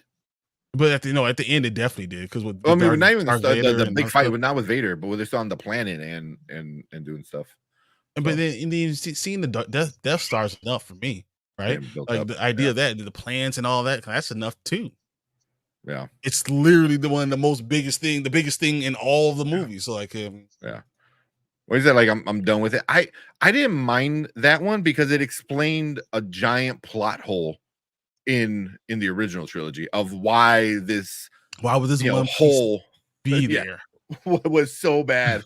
It was like, oh, this one thing that can destroy a planet-sized ship, that can literally kill and destroy planets, but there's one tiny thing that can blow it up. No one ever said, why didn't you just put a cap over that? I think a Family Guy did that. It was like, put a vent cover over it. Put a vent cover over it. What are we doing? That's all we gotta do. Yeah. We win. Mingo's First Third Class. I like the remake too. The remake was all right. Yeah, didn't see it. We didn't need it, but it wasn't bad. It wasn't bad. No, I actually do like musicals. I didn't like that one. Yeah. I like the occasional musical. Yeah, I love music, and I like musicals mostly, but that's what Terrence said. He almost walked from a bus after watching the Acolyte. So you're really not liking it. So yeah. So I understand. I guess I get, man. I get why people are saying like they don't like it. Still trying to make fetch happen. Still, like what? 15 years? How old is that movie, man? That movie's old as hell now. 20 years. Yeah, Is it not more? Mean Girls Mean Girls? came out in 2004. 20 years. Shit, 20 years old. God It damn. is 20. Wow. Yeah, 2004. You're 100% right because it was the 20th anniversary. That's why they released the movie. So yeah, I don't know why. That's right. Yeah. Why would I even challenge Brandon in those things? Come on, I know, man. right? Come on. I've known him long enough to know. No, he knows this. Yeah. Yeah. Said Mama Bear. Crazy thing was the bus went in reverse. It saw you and like backed up. Like, nope. No, we do that Superman move where like the bus just like wraps around. Around you. We got birthday. Brian, it's your birthday. I don't know. Do you need any next snaps for $1 million? Hey, I do. I actually do my own neck snaps. I make sure anytime. Yeah. I practice them too. Every so often, just get ready. So I'm sure he'll take the $1 million though. Always.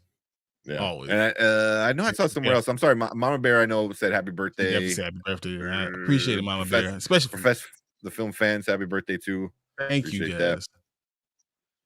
That. Hypo, age of 39. And I'm still younger than these two guys. Yeah, you are. A little bit.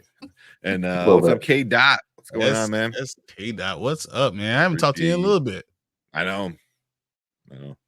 Yeah, where you been, dude? No, he's been doing this thing. I've been checking. Just I haven't been around.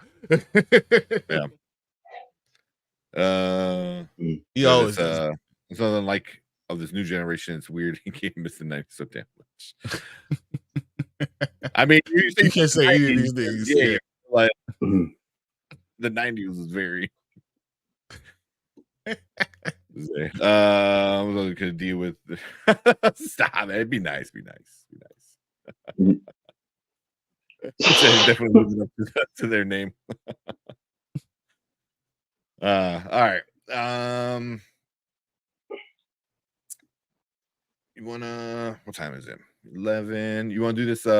Did you get a chance to watch the movie, Brandman, or not?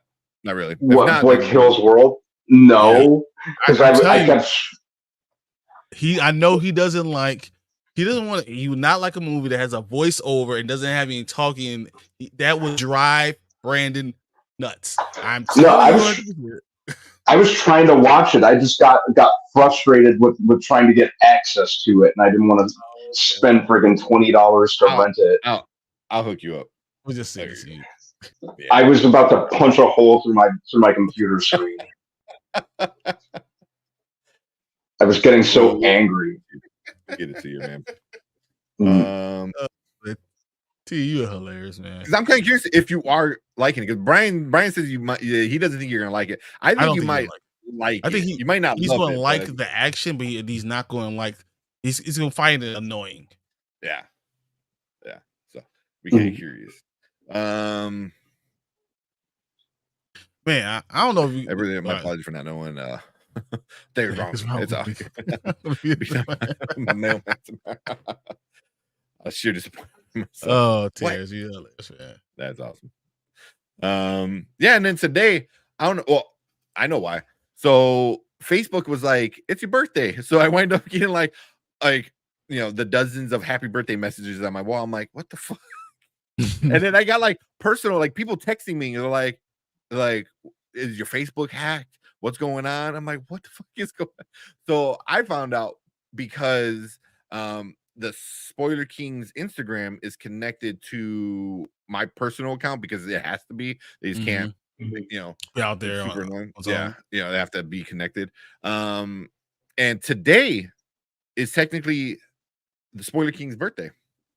Today's the first live show that we ever did on Spoiler Kings. As Spoiler Kings, we did movie review as the Nerd Huddle movie thingy, but as Spoiler Kings, today is, let me see what day it was. It was our first live show. So it was a Monday 3 years ago? Possibly. I'm gonna go with that. June 13th, 3 years ago. June 2021. Yep, 3 years ago. Yeah. So that wasn't our first live show. It was our first upload. Our first upload, I believe. So, Yep. even Spoiler King's trying to take my shine. So it's Spoiler King's birthday and then my birthday, and then I get Father's Day. I get 1 week in a year. That's why I told my girls, like, Daddy only gets 1 week in a year, and all of his paint is put right into it. Like, that's it. Yep. Everything that's good about me, everything that's great, is all put in this 1 weekend, and everything else is about you guys. So Daddy gets 3 days, and the rest of it, rest of the year is all you. You know, 362, all you. These 3 days, me. And they're like, so when you taking this to Inside Out? Exactly. You're like, so we're gonna eat Inside Out tomorrow? I was like, of course, baby. Of course. Yeah. A bunch of happy birthdays. Yeah. So that's why it was linked on my account. So it was Spoiler King's birthday, but everyone's wishing me happy birthday. I put on the message. I was like, ain't no way in hell. I know his birthday. Ain't no way in hell. What?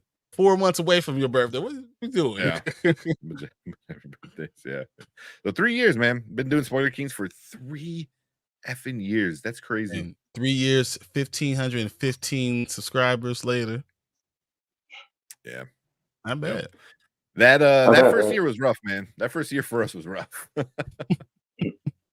Talking to at nobody. It was just you were literally talking. You guys were talking to me. What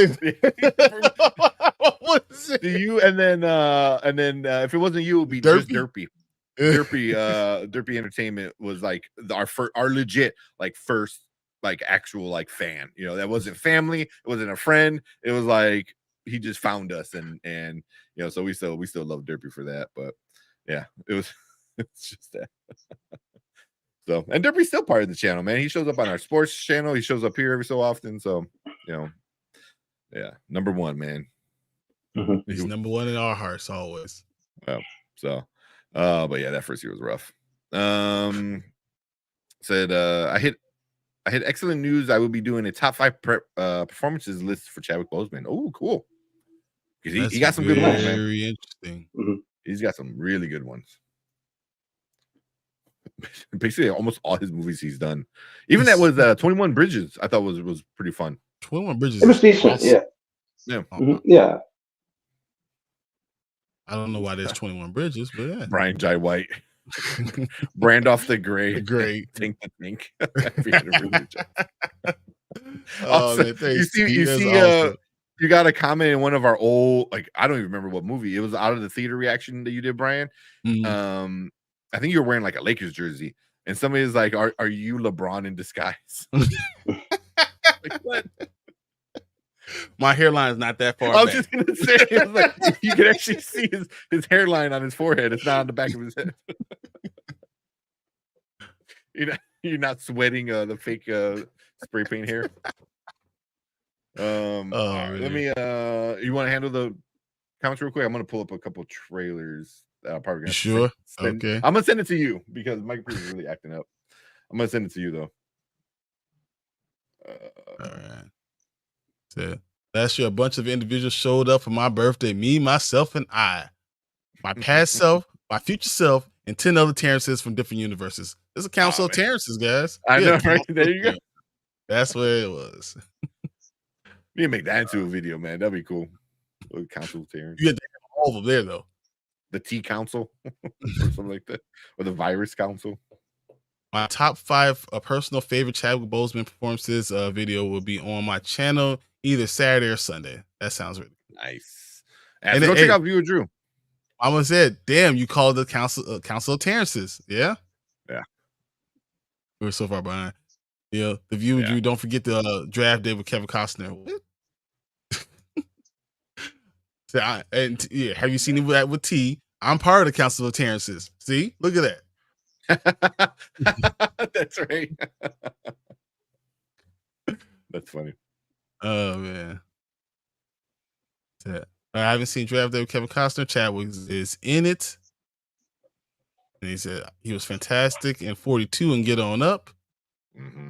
What about 42 was what really put me on this put him on my radar. And then after that it was Get On Up like the following year, and then like 2 months after that he was announced to play Black Panther. Which I was like, based on those 2 performances, I was over the moon about. And no, what about the one he did? He was third good. Thurgood Marshall. Mhm. Yep, he's great in that That was a too. good one.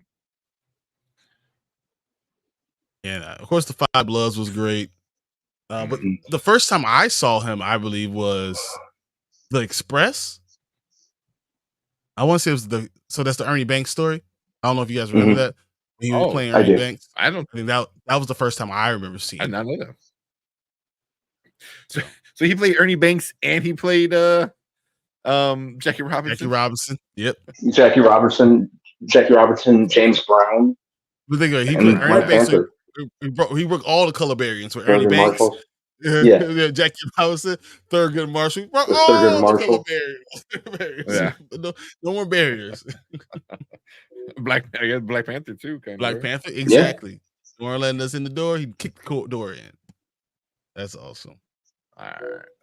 So I got a couple trailers we haven't watched yet. Draft Day was so good. Draft Day was good. Said, which Chadwick Boseman performance do you like more, 42 or Get On Up? 42. Ooh, 42. Which is better? I'm 42. I'm biased because I love baseball and was a big fan of Jackie Robinson. So not to say that he wasn't absolutely great as James Brown. Like I said, that's what like really solidified him for me as an actor to look out for. Yeah. But I love 42. I'm saying Ernie Banks' story was really big to me because I didn't know about I the gotta watch story. that one. I didn't even know that movie good. existed. Damn. Oh, it was great. Yeah. Yeah. I mean, especially like Ernie Banks, Cubs fans and all that stuff. So definitely gotta check that one out. No. Okay, not okay. So Different Ernie Banks. no, so yeah, Different- so the football player. He was the first running back, and he actually played with Jim Brown on the Cleveland Browns. That Ernie Davis? Ernie Davis. I keep saying that. Yeah, Okay. Ernie Davis. Ernie It Davis. was like Ernie Banks. I was like, yeah, it's Ernie Davis. Yeah. Ernie Davis. Okay. I would have started watching the movie. I was like, wait a minute. This is not him. Wrong sport. The Express, the Ernie Davis story. Okay. Yeah, that was really good. Definitely gonna watch that one. 2008. Yep. I think that was the first time I saw him personally. Mm-hmm.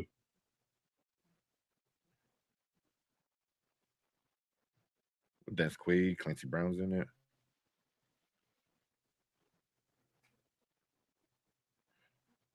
Wait, who's he playing? Because on IMDb they have Rob Brown. Jim Brown.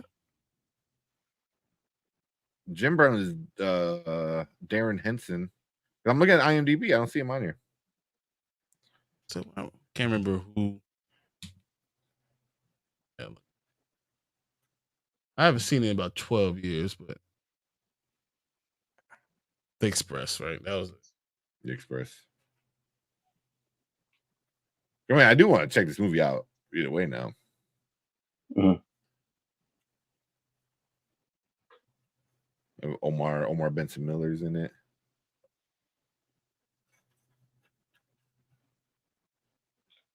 I always know Omar Benson Miller from his bit part that he had in the movie Sorority Boys.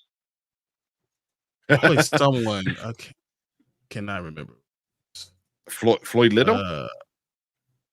That sounds familiar. Yeah, That was sure. Cleese Sam. Okay. Yep, that's Don't it. worry, That's Mama Bear. his. Don't worry. We're verging on another dangerous topic.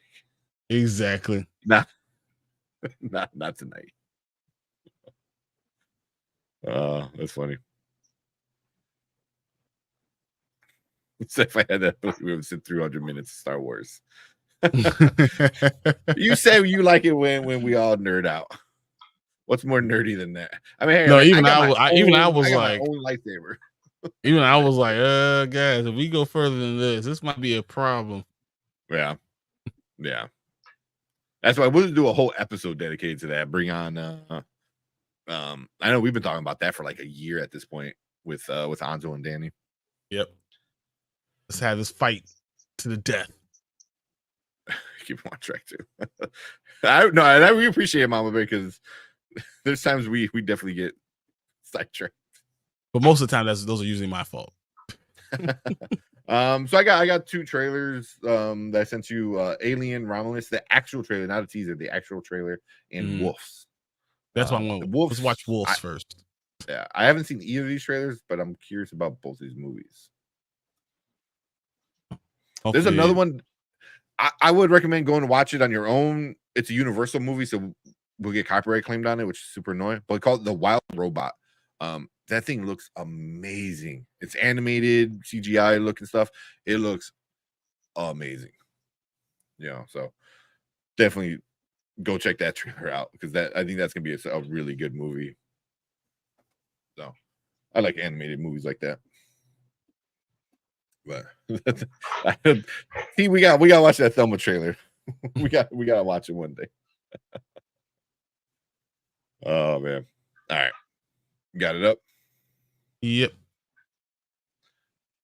Brandon said, can't figure out if it's comedy or what. Okay. Watching, check it out. It's gonna be great. All right. Cool. Well, let's watch it and then see what we think about it. I haven't seen the trailer. So where we at? Cool. Let's do it. All right, what is up? Welcome to the Spoiler Kings. My name is Tank Kramer. I am with Brandman Brandon, Brian the Grizzly, and we are going to check out a new-ish trailer. Brad Pitt, George Clooney, called just Wolves or The Wolves? Wolves. Yeah. Wolves. And not like, it's like Wolves with an S, not spelled grammar, Not correctly. Wolves. Wolves. Yeah. So interesting, but yeah, let's check it out. And let me know if you guys can hear it. Here we go. Go for it.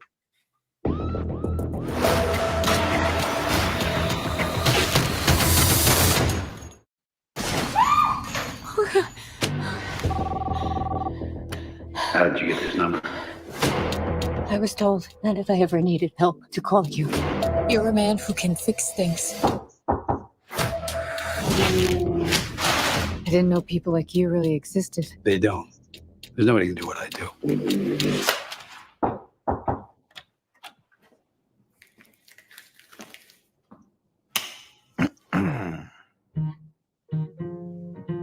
Who are you? I'm here to take care of your problem. Who called you?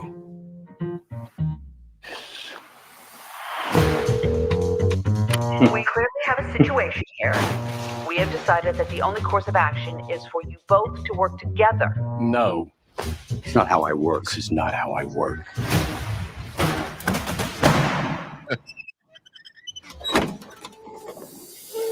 Shit. Oh, shit.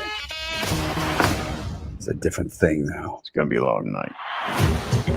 Where'd you get the drugs? I don't know what you're talking about. Where did you get the drugs? Talk. There's an art to this you may not realize. But they're just saying the same thing over and over. Let's see your technique. I showed you my luggage card trick. Admit it. Yeah, it's cool. Okay, fine. It was very cool. Where'd you get the drugs? Sean Watts. We're even partners. You got like the same clothes, kind of talk the same, So, like basically the same guy. we're not partners. For what is a man? What has he got? There are people out there who, if they suspected I knew what he knew, I knew what he knew, they would have us all killed immediately. What? I faced it all, and I stood tall. Stop him!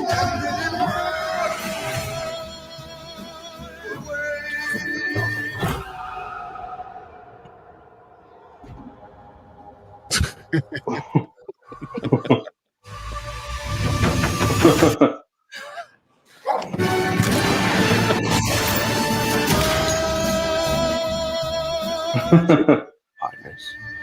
We're not secret partners. Oh, that was funny. Yeah, that looks kind of funny. I like that. I like that. Okay, now I get what Brandon Davis was saying. Like, is it a comedy or what? Because that's a good question. Because it's definitely funny, but it's also action, maybe murder mystery, crime like not crime solving, but. What did you think when you first heard wolves? I don't know. Mm-hmm. Because it's an interesting title, you know, it's because it's Yeah, wolves and it's spelled, you know, not right. So I was like, so I don't know. I really don't know what I was expecting. I just know Brad Pitt, George Clooney. I was actually thinking like heist. Somebody said like Ocean Wolves. That's what I was kind of thinking. Like it's gonna be like an heist movie again, but it's not, which is good. But Honestly, I thought of Pulp Fiction, the wolf. Okay, I see that. But what'd you think about it, Brandman? I like it. I think it looks pretty funny. So I guess they're like fixers or professional cleaners or something. Or not crime system. No, like fixers, I guess, based on the trailer. The scene where the dude jumped over the car was just funny to me. He landed it. Yeah, he stuck a landing. And John Watts doing it, huh? Cool to see him doing stuff post Spider-Man. Right. Yeah. And good to see Clooney and Pitt back together. Yeah. Because obviously they did the Ocean's movie together, and then Clooney shot him in the face and burned after reading. Oh yeah. Mm. Yeah. They do well together. I like that. Mm-hmm. Yeah. You know, Danny Ocean switched professions. That would be funny if it's like in the same universe. But I liked it. I liked it a lot, man. And it's Apple. There's good Apple content. Studios, man. Yeah, they for the most part, you know, their other TV shows are great. Their movies, you know, most of them are good. And so this one looks good. You know, They'll put money into it. That's what they did. They put money into it. Yeah. So I like it. It looks interesting. September 20th. I'll probably go to the theaters. Hopefully. I should be busy by then. Yeah, right. Okay. I don't know. I still think I thought of Mr. Wolf, you know, when you thought Pulp Fiction, he came to fix everything and cleaned everything up for everybody, got rid of the evidence. That's what they do for, you know. It's the person you call. You call this number, you take care of it. And that's kind of what Jules and that's what they said. They told me to call this guy. Wolf comes over. He takes care of everything. Now, what happens if two wolves come over? And that's kind of what I got from this whole trailer. Two wolves showed up. Mm-hmm. And what happens? Yeah. But I like it.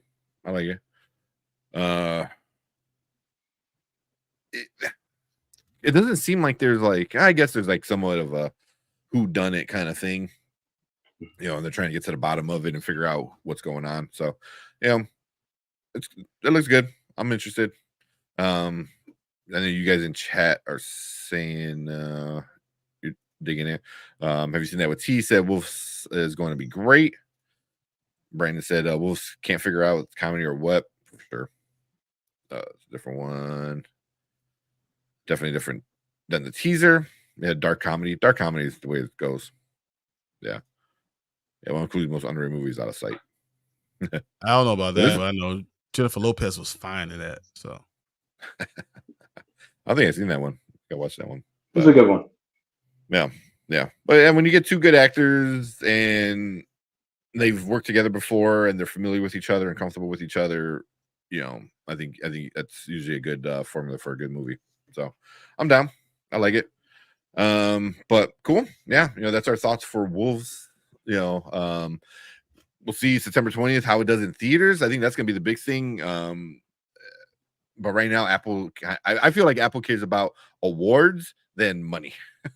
Like they want to be known as an award-winning kind of company, and then make the money later. But we'll see. We'll see. But we'll check it out when it drops. We'll probably do a review on it if it. I think definitely going to circle the market on 60-year-old women. You're not wrong. All 60-year-old women will be seeing this movie. You're not wrong. That's funny. But yeah, cool. Yeah, leave a comment. Let us know what you think about this movie. Did you like it? Did you hate it? What do you think? What it's gonna be. But leave a comment. Let us know. Hit that like button. Hit the subscribe button. And if you're watching live, stick around because we're gonna move on to our next topic. Cool. I was like, let's see. That one looked good. Yeah. I like it. Brian, I think you hit the head on these two cleaners in a situation that might be over their head with drugs, and that's why they sent two. Yeah. That makes sense. Mama Bear says, I'm too young for that then. Yes, you are, Mama Bear. None of us are too young for that. Come on, we're good. Well, when was Clooney and Pitt? They were winning all the sexiest man of the year in what? Late 90s? Yeah, 25 late 90s, early 2000s. Yeah. Early 2000s even? Yeah. So like 25 years ago. Damn. How old is George Clooney? He's got to be like 62, 63. That's it? Mm-hmm. That's not that bad. Okay. I was thinking he was almost like 68.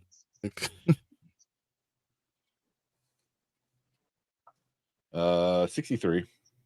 I mean, as I said, you don't challenge Brandman on that, but I was thinking he was a lot older. Yep. His wife is 46. No. Oh man, he went real old then. Who thought? Yeah, right. Brad Pitt's probably what? Brad Pitt's 60. God damn. Yeah, I mean, I knew they had to be around the same age. Yeah, it's not too far off. So, but I know Brad Pitt's been in a lot of heat with the divorce and split up with Angelina. So, never mind. I was gonna say something about Angelina Jolie. That's not good. I mean, it's also his kids. Like one of his kids is changing their name and getting rid of the Pitt last name and changing it to Jolie. Yeah. Yeah. Wasn't aware of that. Yeah. Yep. There's not good things. I think he had a drinking problem though. Yeah, that's what it sounded like. Drinking or drugs, but I think it was drinking or something like that. Yeah, two of his kids have done that. Yeah, the Horror Geek said. Also, thank you, Horror Geek, for coming in. Yeah. All of his kids rightfully hate him. Yeah, I think it has to do with alcohol. Yeah, a lot of abuse and stuff like that. So, but yep. So, I mean, hopefully, I don't want to excuse it that like, oh, it was the alcohol, but when you get substance problems, you hope the person gets better and can fix relationships with the people he hurt and stuff like that. So, I've always liked Brad Pitt, growing up, Fight Club and a bunch of the other stuff. So, it sucks seeing stuff like that for everybody. Yeah. Yeah. Yeah, man. Yeah, it's big court stuff over there. Then real quick, Horror Geek said, I'm excited for Arcane Season 2. The teaser trailer came out a few days ago. It looks awesome. I think they're doing next season is the last season 3 or season 2. They're gonna finish it like pretty soon, which kind of sucks. But yeah, it's gonna be Arcane Season 1. If you haven't watched it on Netflix, go and watch it. It's so effing good. It's really good. Living with alcoholic is rough. Yeah, it's weird because you call it a disease, but it's a disease that you started, so it's hard to kind of balance that out. Yeah, so it's difficult for people. Difficult to have to deal with it, and difficult to deal with on the other side too. Yeah. Who's the dude from Friends that passed away? Matthew Perry. Matthew Perry. He had a really good I don't want to murder, so just look it up, like his conversation he had with somebody else about drinking and how it's like eventually it becomes like such a big problem and stuff like that. But he had a really good like thought process on stuff like that. So but yeah, it was good. But cool. Let's watch this last one. This one I'm excited about because I heard really good things about it. So which one we do? Alien Romulus. So then we probably finish things up after that. All right, let's check this one out. All right, welcome to the Spoiler Kings. My name is Tank Kramer. I am with Brandman Brandon the Grizzly, and we're going to check out the official trailer for Alien Romulus. We watched the teaser. The teaser was a nice tease, but I want something more, man. I want to know what we're getting.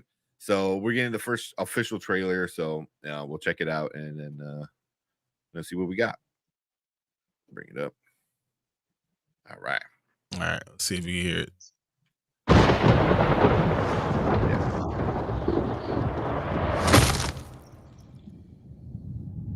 Is this really where you want to spend the rest of your life? You know I don't.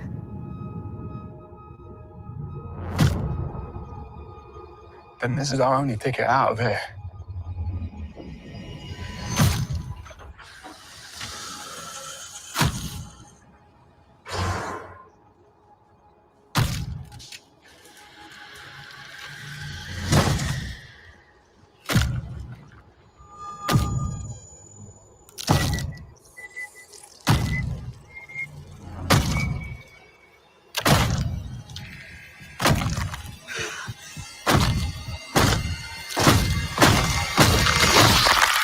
Ooh. What's happening?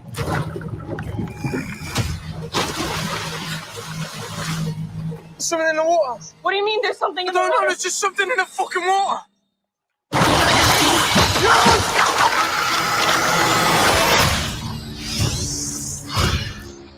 Fucking thing's hunting us. Open the door, come on. Run.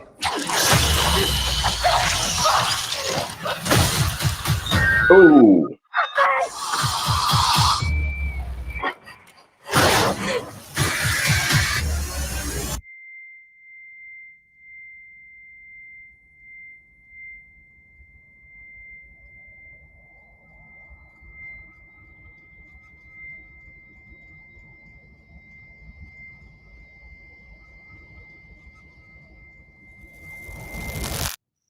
Are you sure you want to do this?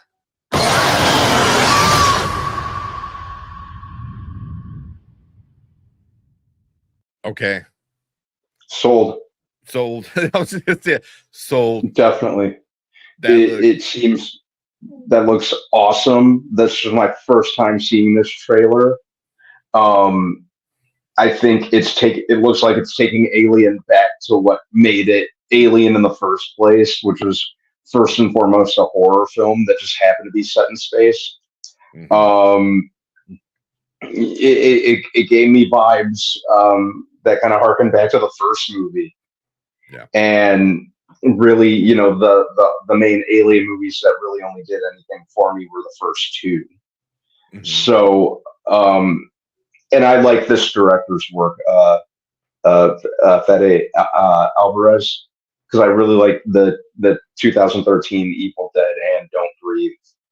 So, it looks like he understands what needs to be done. And I like that this trailer didn't really tell you a whole lot about the plot either. It just gave us enough to go on. So yeah, this will clear my schedule for this. I really like this trailer. Yeah, it just shows you like what you said, like, hey, remember when Alien was scary? Like we're doing that again. So, and that's all you got. You got the scary vibes, the freaky vibes, and you really don't know the story, which is fine. So it just, yeah, so you see like the X-ray thing they were doing. Oh man, like always the face suckers or face huggers, like those always are freaky, and they make them super freaky in this trailer. So I'm sold for sure. Now, Brian. I am not going anywhere near this damn movie. F that. What? What? That was a great trailer. I don't need to see the movie. I don't need to see nothing like that. I don't want to be around it. I don't want to be in the see it coming out of anyone's chest. I don't need to see anyone's stomach. That is too much. Life is scary enough. I don't need aliens coming out popping out my chest. I don't need a better alien movie. No, I don't want that at all. But it'd probably be great. And I'm guessing all you guys are gonna love it. But if I had to go see it, I will be looking at the corner of the screen pretending to watch it all the time, the entire time. Wow, that was crazy. Yeah, you saw my face. I was like, "Oh God!" I think me and Brandon went, "Oh," and I looked up and I saw you were like in the back. Oh man, yeah. That was a really good trailer. So I'm really psyched for this one now. I'm really psyched for that. Same. Yeah. Because like I said, the teaser was a good tease where I'm like, okay, well, let's see the trailer. Now we got the trailer, and yeah, in face huggers, face suckers is what happens on dates. There you go. Oh man. Well, what if they were on a date on the spaceship when it all happened? That's your fault. Let's see what you guys are saying in here with this. Have you seen that? What T said the trailer is dope. Yep. Mama Bear saying I'm down. Yeah. I don't know how the movie will be, but the trailer is amazing. It really is. Horror geek. Because especially with the name, definitely gonna check this one out. I say I'll be watching. Yeah. Hopefully the final product delivers. Because the trailers, the trailers for Prometheus and Alien Covenant were pretty solid trailers too, and those were just pretty forgettable. But but then that's been most of Ridley Scott's films in recent years, unfortunately. So, I think this might feel a little more inspired from Fede Alvarez. Like I said, I like his work. So he's a pretty cool choice to take on Alien if they're bringing it back to horror too. Yeah. Oh man. Yeah. That I'm so. When was it the release day on it? When was it coming out? It's got to be this year, right? Yeah. Didn't it say August? August 16th. Okay. It would probably be better if it came out around Halloween, but can't complain. No. Yeah, you would think if you push the September 16th, then you get like a month. Yeah, that would have been probably a lot more money making too. Yeah. And then shout out to Kyle. What's up? Appreciate you coming in, man. But cool. Yeah, that's our thoughts of the Alien Romulus, the official trailer, the first trailer we got. That was good. We all most Brian liked it, and he liked it because it was good because he was scared a lot of the time. He's sitting there with his hands up. Yeah. That's how you know it was a good scary movie trailer. So, but yeah, it looks good. Leave a comment. Let us know what you think about this trailer. Where do you stand on it? Does it look good? Does it look bad? Are you over the Alien franchise? But let us know down in the comments. Hit that like button. Hit that subscribe button. We appreciate everyone coming in and hanging out with us on the replay. But if you're watching live, stick around because we're gonna move on to our next topic for the night.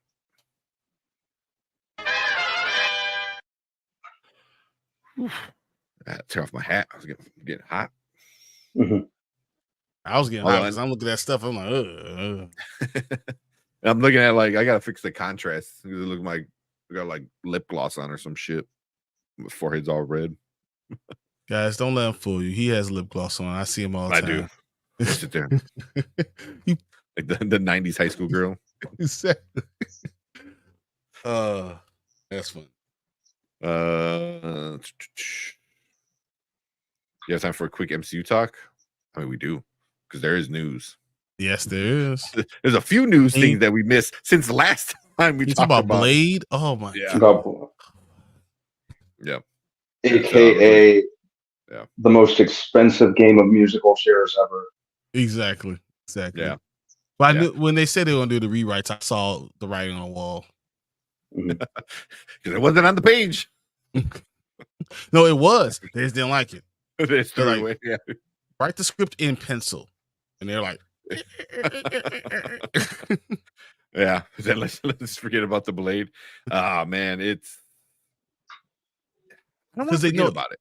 So but understand the reason that they're not forgetting about Blade because they love Midnight Sun. Midnight Suns is going to happen as soon as it's done. They're going to start filming it.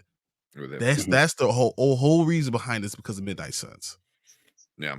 I'd be curious. Well, so here, anybody looking? There's been, I believe they're on their sixth writer, right? Script writer for it now.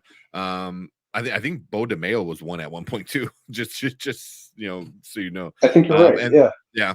And then there are two directors now. They just I can't remember the last guy's name, but he just stepped down, and he said, but also he said he had stepped down, but he announced it today. But he said he walked away a couple of weeks ago.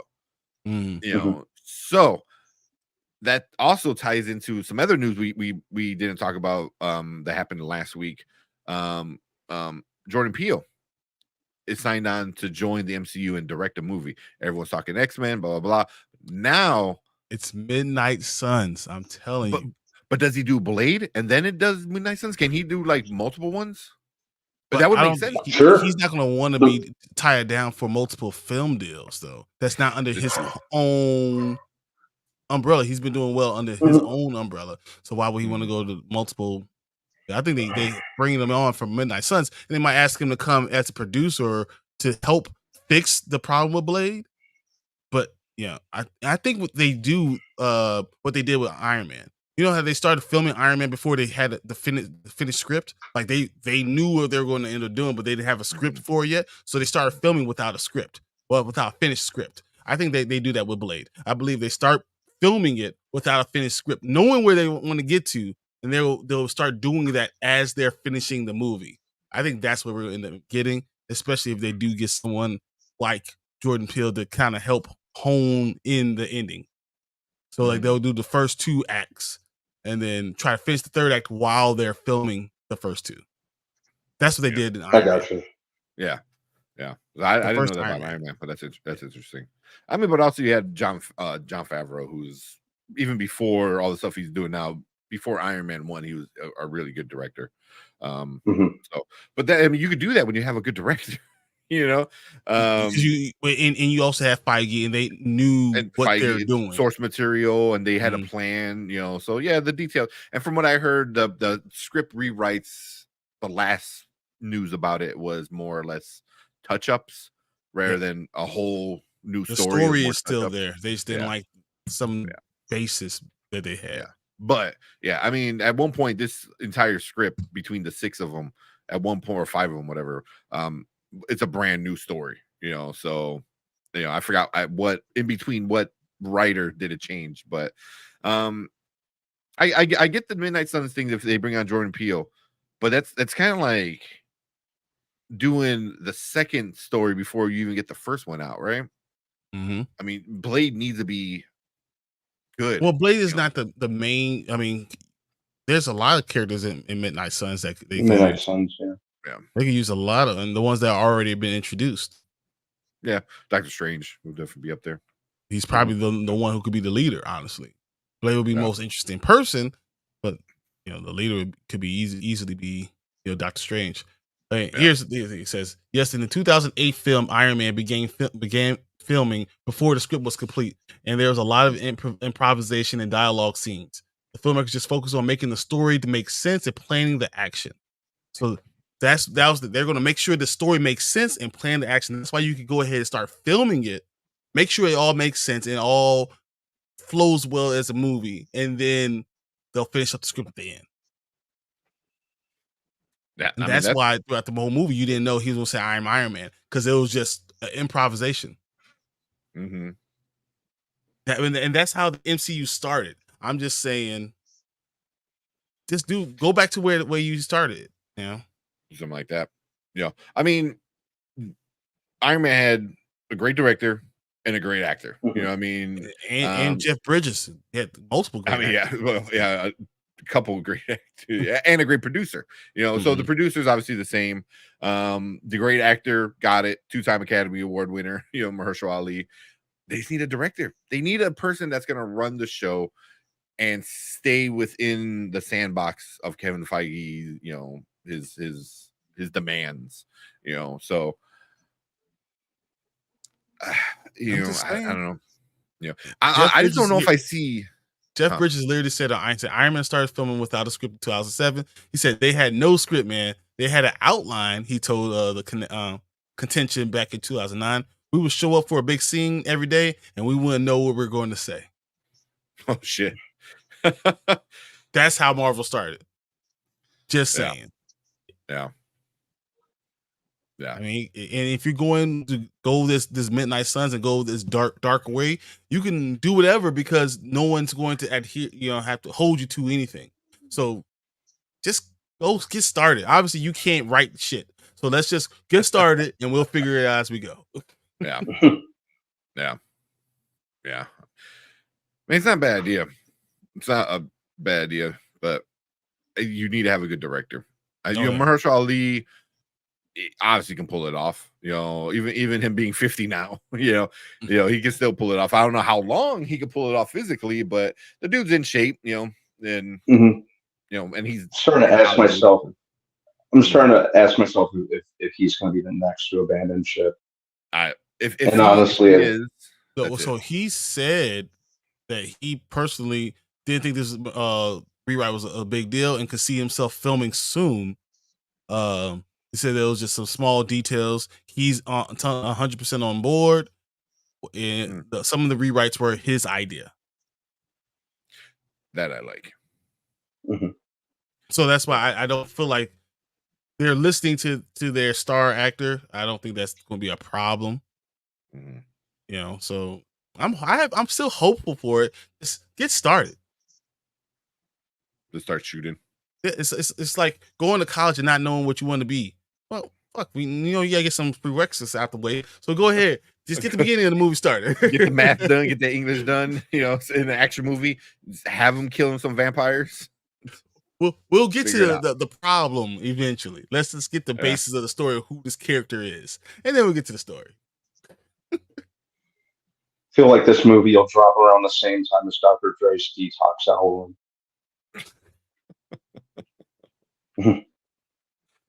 2000 and never. You know, it'll drop with the Chronic 2030. Let's see what you guys are saying in here in the chat. I've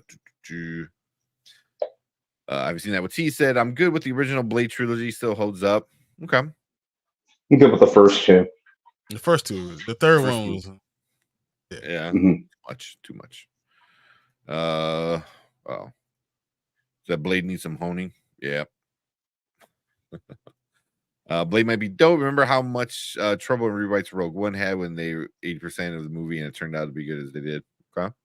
And I know Mama Bear said, no more Star Wars. But I didn't know that about Rogue One either. So, and also, I mean, it's not, there's been a bunch of movies that have a lot of pre-production issues that turned out to be really great movies. So, you know, it is like, especially in the time and era we live in now where news is instant, you know, so if like Mahershala Ali, like, you know, farts and like blows out his back, you know, later that day, you know, people are going to be like, that's it, it's over, you know, so.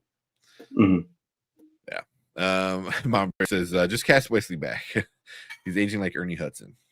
No, he's aging better than Ernie Hudson. Yeah, he is. That's just us. Hey, isn't Wesley Snipes doing another like stripper movie or something, or doing like an old man stripper movie? Yeah. I think it already came out. Did it already come out? Yeah. So, well, it reminds me of the director changes for his Flash movie. Oof. Yeah. Oh man, that was crazy. That could be a problem. Old Man Blade period. Wesley needs a good send off like Hugh Jackman got. I would love that. I would love that as a standoff. That would be cool. I think now it's too late to do, especially with this. It should be a standalone thing they have just for Wesley Snipes. Yeah, I like that. I'll be cool with that. He said Brian asked for a disaster. No script needed. Just hit record. Hey, that's how it got done. Marvel beforehand got done like that. They just started doing stuff. Yeah, and you could do it with Blade because I guarantee there's going to be a scene where he goes into a building and kills a bunch of vampires. Oh, there has to be. All you have to do is you can start on the origin, his Blade origins, right? You can talk about him killing people, what he's doing now. You can talk about what he does with bloodlust. That's all you get. You start with those things, and then let's get to the story. Yeah, because those things are going to be the same, and no matter what story you tell. Yeah, he's a daywalker. Explain that. Shoot some action scenes, do some backstory of lore, like you said. Throw some Dracula in there. Call it a day. Ryan Reynolds for no reason. Exactly. I thought Ryan Reynolds is walking like how keep on walking. How funny would that be if like Deadpool does like show up and it's like, hey, have we met before? Like, oh, I love that. Maybe not in a Blade movie, but in like I think in a Deadpool movie that'd be hilarious.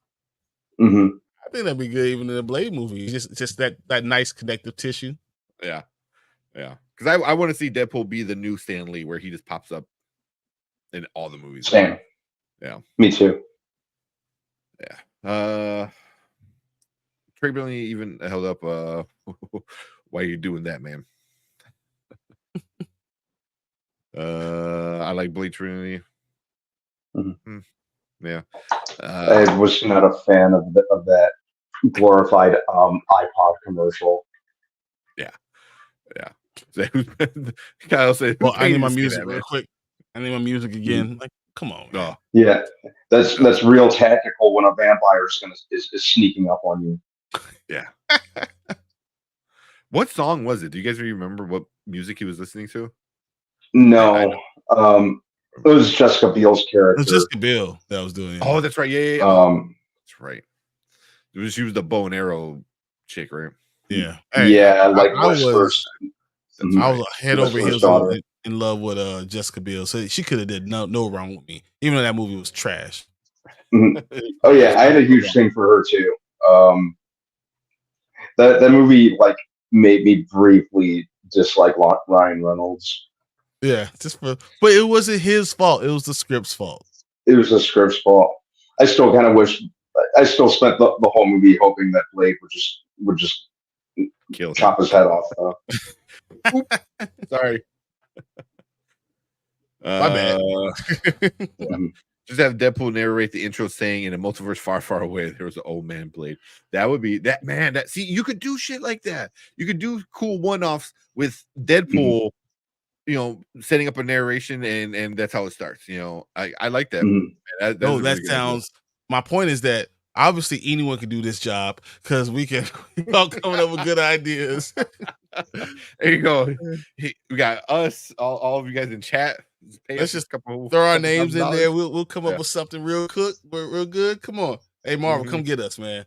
Spoilers and spoiler crew. We got this. We got you. So 7 Heavens. Well, you don't know, dude. I used to watch 7 Heaven. I didn't even care just because Jessica Biel was in it. I'm mute. Yeah, I watched her, not the show. Yeah. Oh man. Is it who she?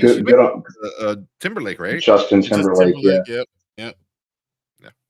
I was just gonna say good on him. Lincoln Burrows as Dracula was great. Oh man, he was good. He fit that character really well, but again, just bad script. Yeah, exactly. But I did enjoy it. Euro trash Dracula. Yeah, it was great. I because I feel like he would be that. Like, exactly would be Euro trash, like in modern day, like 100%. Yeah, especially during that time period. Yeah. Mm-hmm. Triple H was. Oh my god! I Oh completely my forgot. god, that was the worst part. And then he did like a wrestling Sure. move. Oh my Like god, through the where he table or some shit, right? through a wall, Yeah. through the floor. Wasn't it? Wasn't it through the Through the floor? floor. I don't remember. It was through something. I think he did like a spine buster through the floor or something like that. It was. I forgot Triple H was in that movie. Holy shit! Good callback. The vampire Roddies were adorable. Yeah. You know, Oh my like God, little yeah. vampire Pomeranians. Oh my god! With that little mouth. Yeah, I remember that. Yeah. Oh, the girl in the vagina face. That in the movie? Oh yeah, the joke Ryan Reynolds made. Yeah. Parker Posey's character. Yeah. Yeah. Because I was saying, because there's a movie called Teeth. Teeth, yep, I've seen it. Yeah. Oh god. Oh man, that was awesome. Was clutching my no area that entire time. Like, oh yeah, don't do it. I did like the Dracula casting. I give you that. Yeah, it was good. It was good. I was deep in wrestling at the time. Yeah, everyone was. That was what Attitude Era. Yeah, everyone. come on. That was like that was the thing, man. So T said I refuse to watch Teeth. You're probably the smartest one of us all, right? Yeah. It's a funny movie. It's kind of goofy, obviously, but yeah. But yeah, cool. You know, yeah, but we'll see what happens with the Blade stuff. I hope it doesn't just end. If I know Brian said it's probably not gonna happen. If Mahershala Ali winds up leaving, then that's it. You scrap everything and you put it on maybe the shelf for a few years and figure things out. But I think Plan Fanatics reposted a tweet that Kevin Feige said about it, that Blade is not a priority. That's what Kevin Feige said. That Blade is not a priority. The point is that Midnight Suns, they could do Midnight Suns without Blade. Is the point. Yeah. They can introduce Doctor Strange. What we do? Elsa Bloodstone because of the Werewolf by Night, and then Doctor Voodoo and Wong and Moon Knight, and just go with that. Yeah. And have him, have Blade come in later. They could just do it and just worry about it later. Yeah. They could do that, but I'd be curious. It would be nice to see Blade as one of the like introductory characters, but they could work around that if need be. Yeah. And you say is that he was too OP. He was too much of a character to be joining something, and that's how they'll get away with it. Yeah, we'll see. But I know it rubbed Plan Fanatics, not the right way.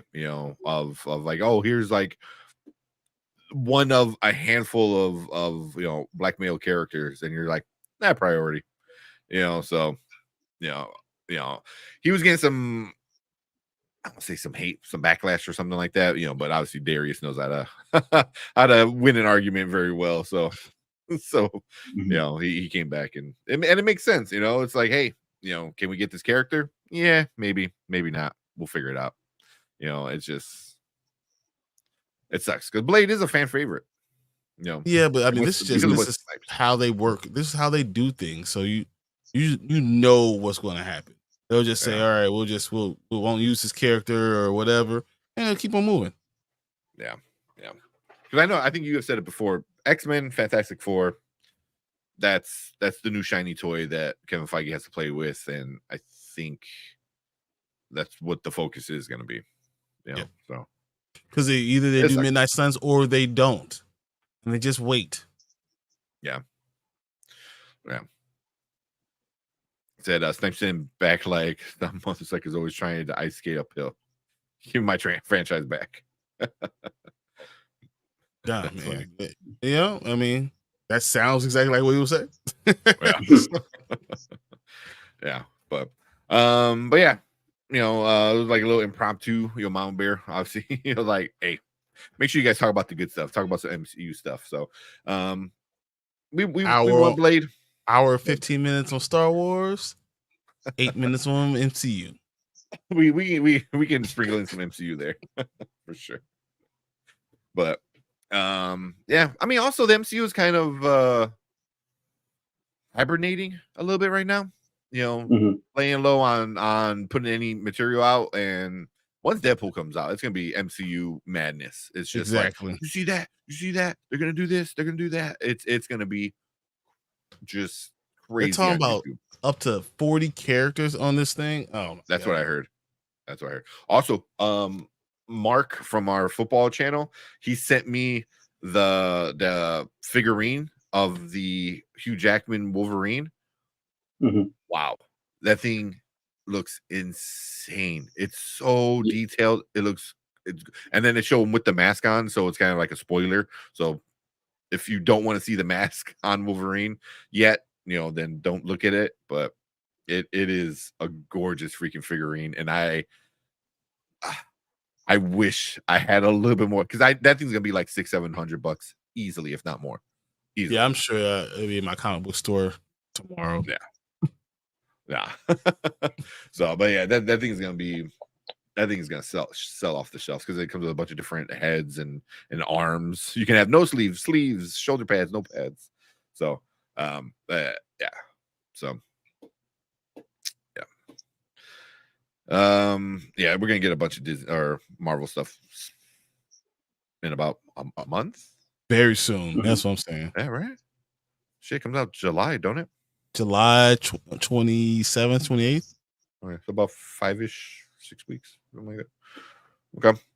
All right, let's finish that up there. So yeah, leave a comment, let us know what you think about the Blade stuff. There's so much news. I know we just talked about more script rewrites, and now, you know, now directors leaving. So let us know, you know, what do you want to happen? Should they keep going, or should they just put it on the shelf for now? But yeah, appreciate everyone checking us out on the replay. Hit that like button, hit the subscribe button. If you're watching live, stick around, because we're gonna finish things up for the night.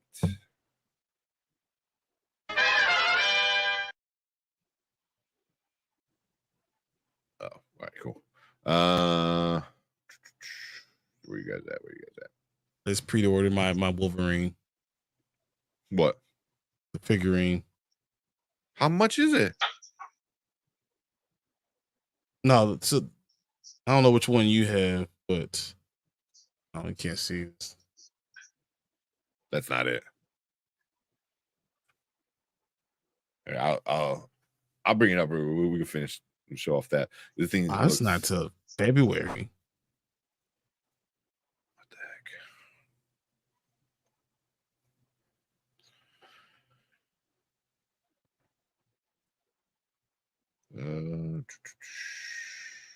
Where is it? There we go. Yeah, this thing looks insane.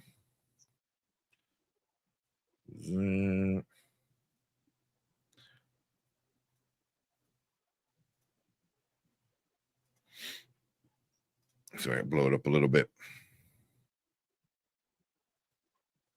Yeah, so there's that. Then they have one different arms. You know, so it's a hot toy, obviously. So this thing looks so good. Yeah, so like, come on, that's crazy, right? That's the detail. It's too much detail. It's only $800. Yeah, I mean, it's a hot toy. This is they reveal their collectible thing for it. So I mean, with the mass, you know, and that looks sick, man. That looks super sick. $800. Yeah, $800. That's about right. Hot toys are not cheap. Like, all of Hot Toys are not cheap. So 1/16 scale. So it's gonna be pretty decent size. You got bullet holes in this one. I was like, what the F, man? Like, you know, get slash marks on it. So yeah. Yeah. And the cool thing with a lot of Hot Toy figurines, they have the, you know, different hands, different heads you can use, different parts where you can change it, so it's not just one stationary, you know, statue. You can change it up and give it different things. So I would appreciate that with Hot Toys. That's why it's so much money, but that looks sick. That looks sick. I cannot wait. I cannot wait for this. I'm never gonna buy it because I don't have that much money, but yeah. I mean, you get the money together, but you're never going to spend it on that. Yeah, if I had $800, I don't know. I would like, hey, I'm gonna buy this statue that's gonna sit behind me. Yeah, and someone will kill you. Yeah, yeah. This thing looks so good. Get a room tank. If I could, I would.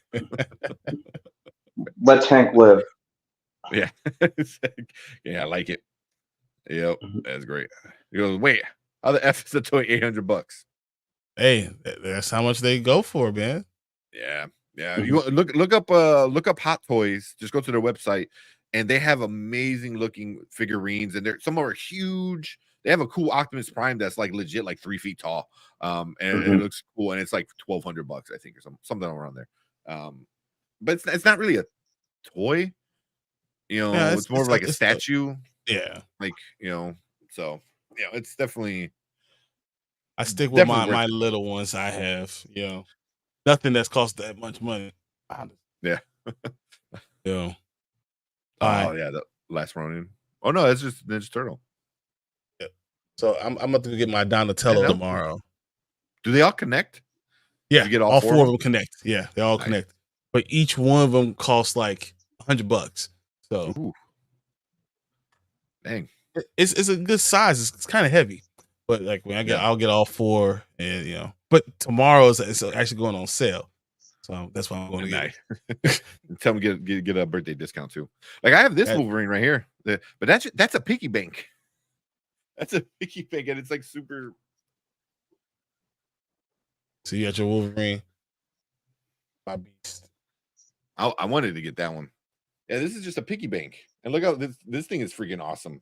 Little piggy bank in his back. I like that one.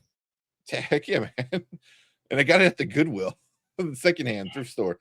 $1. This thing is like super, like pretty awesome. So this is a piggy bank. Yeah. No, that one's cool. It might be the same line. I don't have stickers on mine, unfortunately. Yeah, mine wasn't a Goodwill. That was you get the lucky stuff. Oh man, I get so lucky with some of the Goodwill shit, man. I got a Lego Stormtrooper, like the tall foot one, whatever, like the Connects kind of one. I was like, I'll buy it. It's $5, and Erica's like, what if it's missing a part? I was like, that's missing a part. I had everything in there. I got like a $40-$50, Lego set for $5. Yeah, I'm super happy. It's stupid. Yeah, I ain't talking to you anymore. Yeah, I got to pay full retail price. I don't know, man. I go to the Goodwill all the time. I always find some cool shit. Like I got a bunch of Star Wars sticker things. Got that for like $2. The only thing I got, you can't see on my camera, my Bay Ray Bill up there. I know what you're talking about. I know what you're talking about.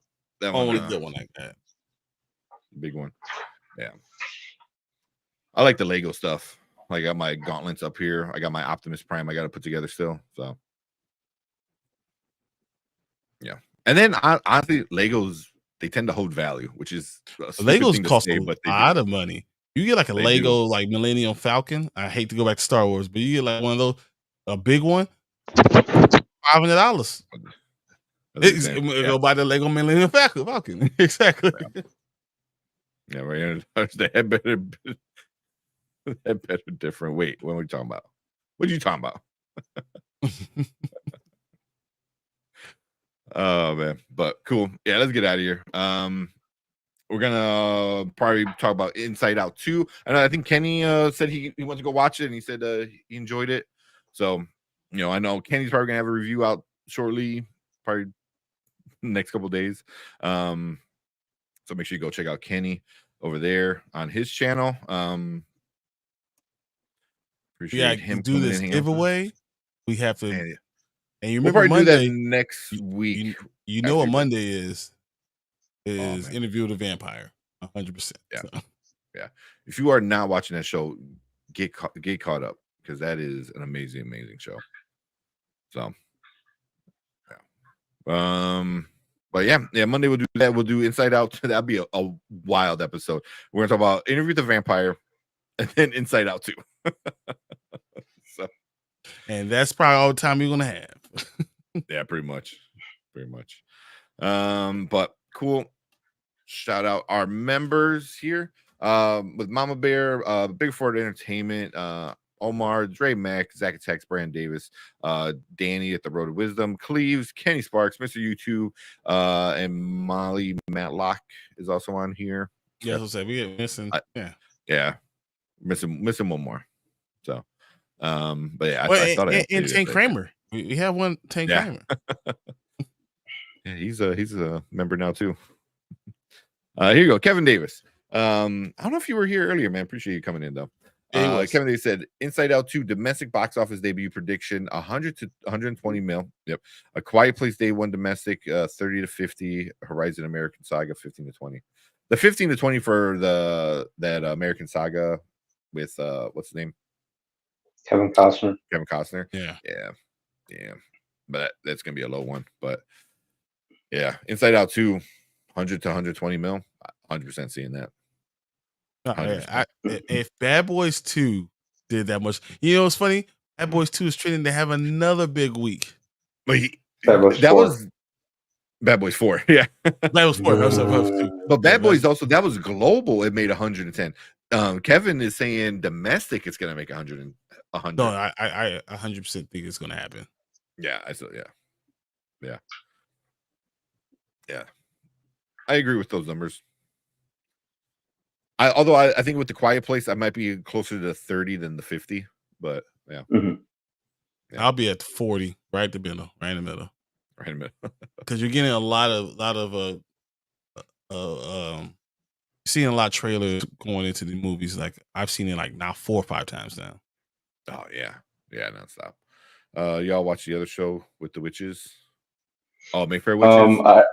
I watched Alexandra Daddario. I don't really care about the narrative of that show. Once again, he had to show on mute. Yeah, I was gonna say, watch Mayfair Witches on mute, which might be the better way to watch it. Honestly. Yeah, but yeah, we're watching that. And they're doing a third show that's gonna tie everything in. Talamasca, I think it's called. Talamasca, yeah. I always thought the name Talamasca sounded like a very like a very sophisticated like topping or spicy sauce or something. Some type of hot sauce. Talamasca, not the Tabasco. Talamasca sauce. Yeah, a Talamasca show could be kind of cool. Yeah, I'm hoping for it. That'll be interesting. I'm just do Vampire Lestat. That's all I want. Yes. Man, can you imagine season 3 being like their biggest season that they do because of that? No. I could actually. Yeah. Yeah.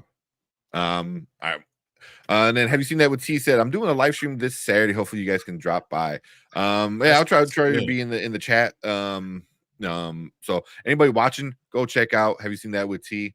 He's definitely a friend of the channel, in the Discord group with him and all that stuff. So go check him out. Go hit his subscribe button.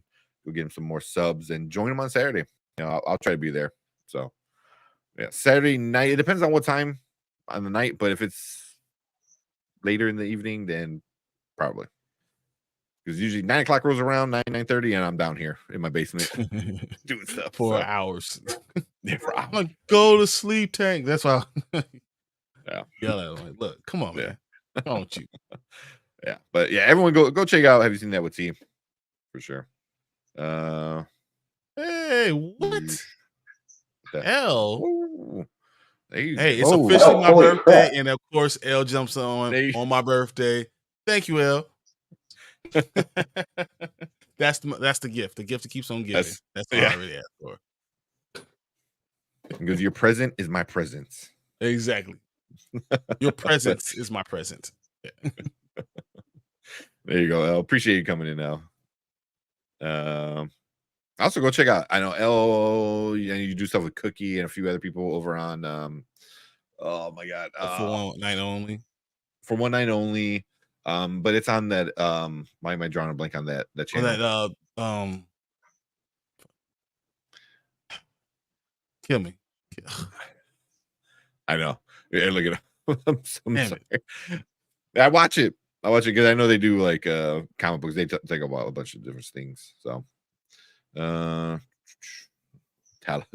Talabasca Nights.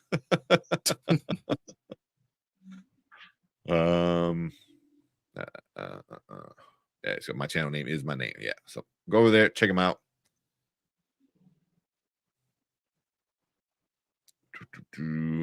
Official happy birthday, Brian. Awesome. Yep. Thank you, Mama. Yeah. But cool. Let's get out of here. Appreciate everyone. Have a good weekend. Have a safe weekend. It's supposed to be kind of hot in most of the country, so make sure you stay cool. Jump in the pool or something. I don't know. But hey, go to the movies. Go see Inside Out 2. Get some AC and enjoy a movie. And AC. Driving to go do it. Let's start the show. I wish. I miss my driving. But cool. Let's get out of here. It's getting late. Appreciate all you guys. Have a good weekend. Have a safe weekend. We will see you guys on Monday. Later. See you guys Monday. Don't forget to like and subscribe. We're out here.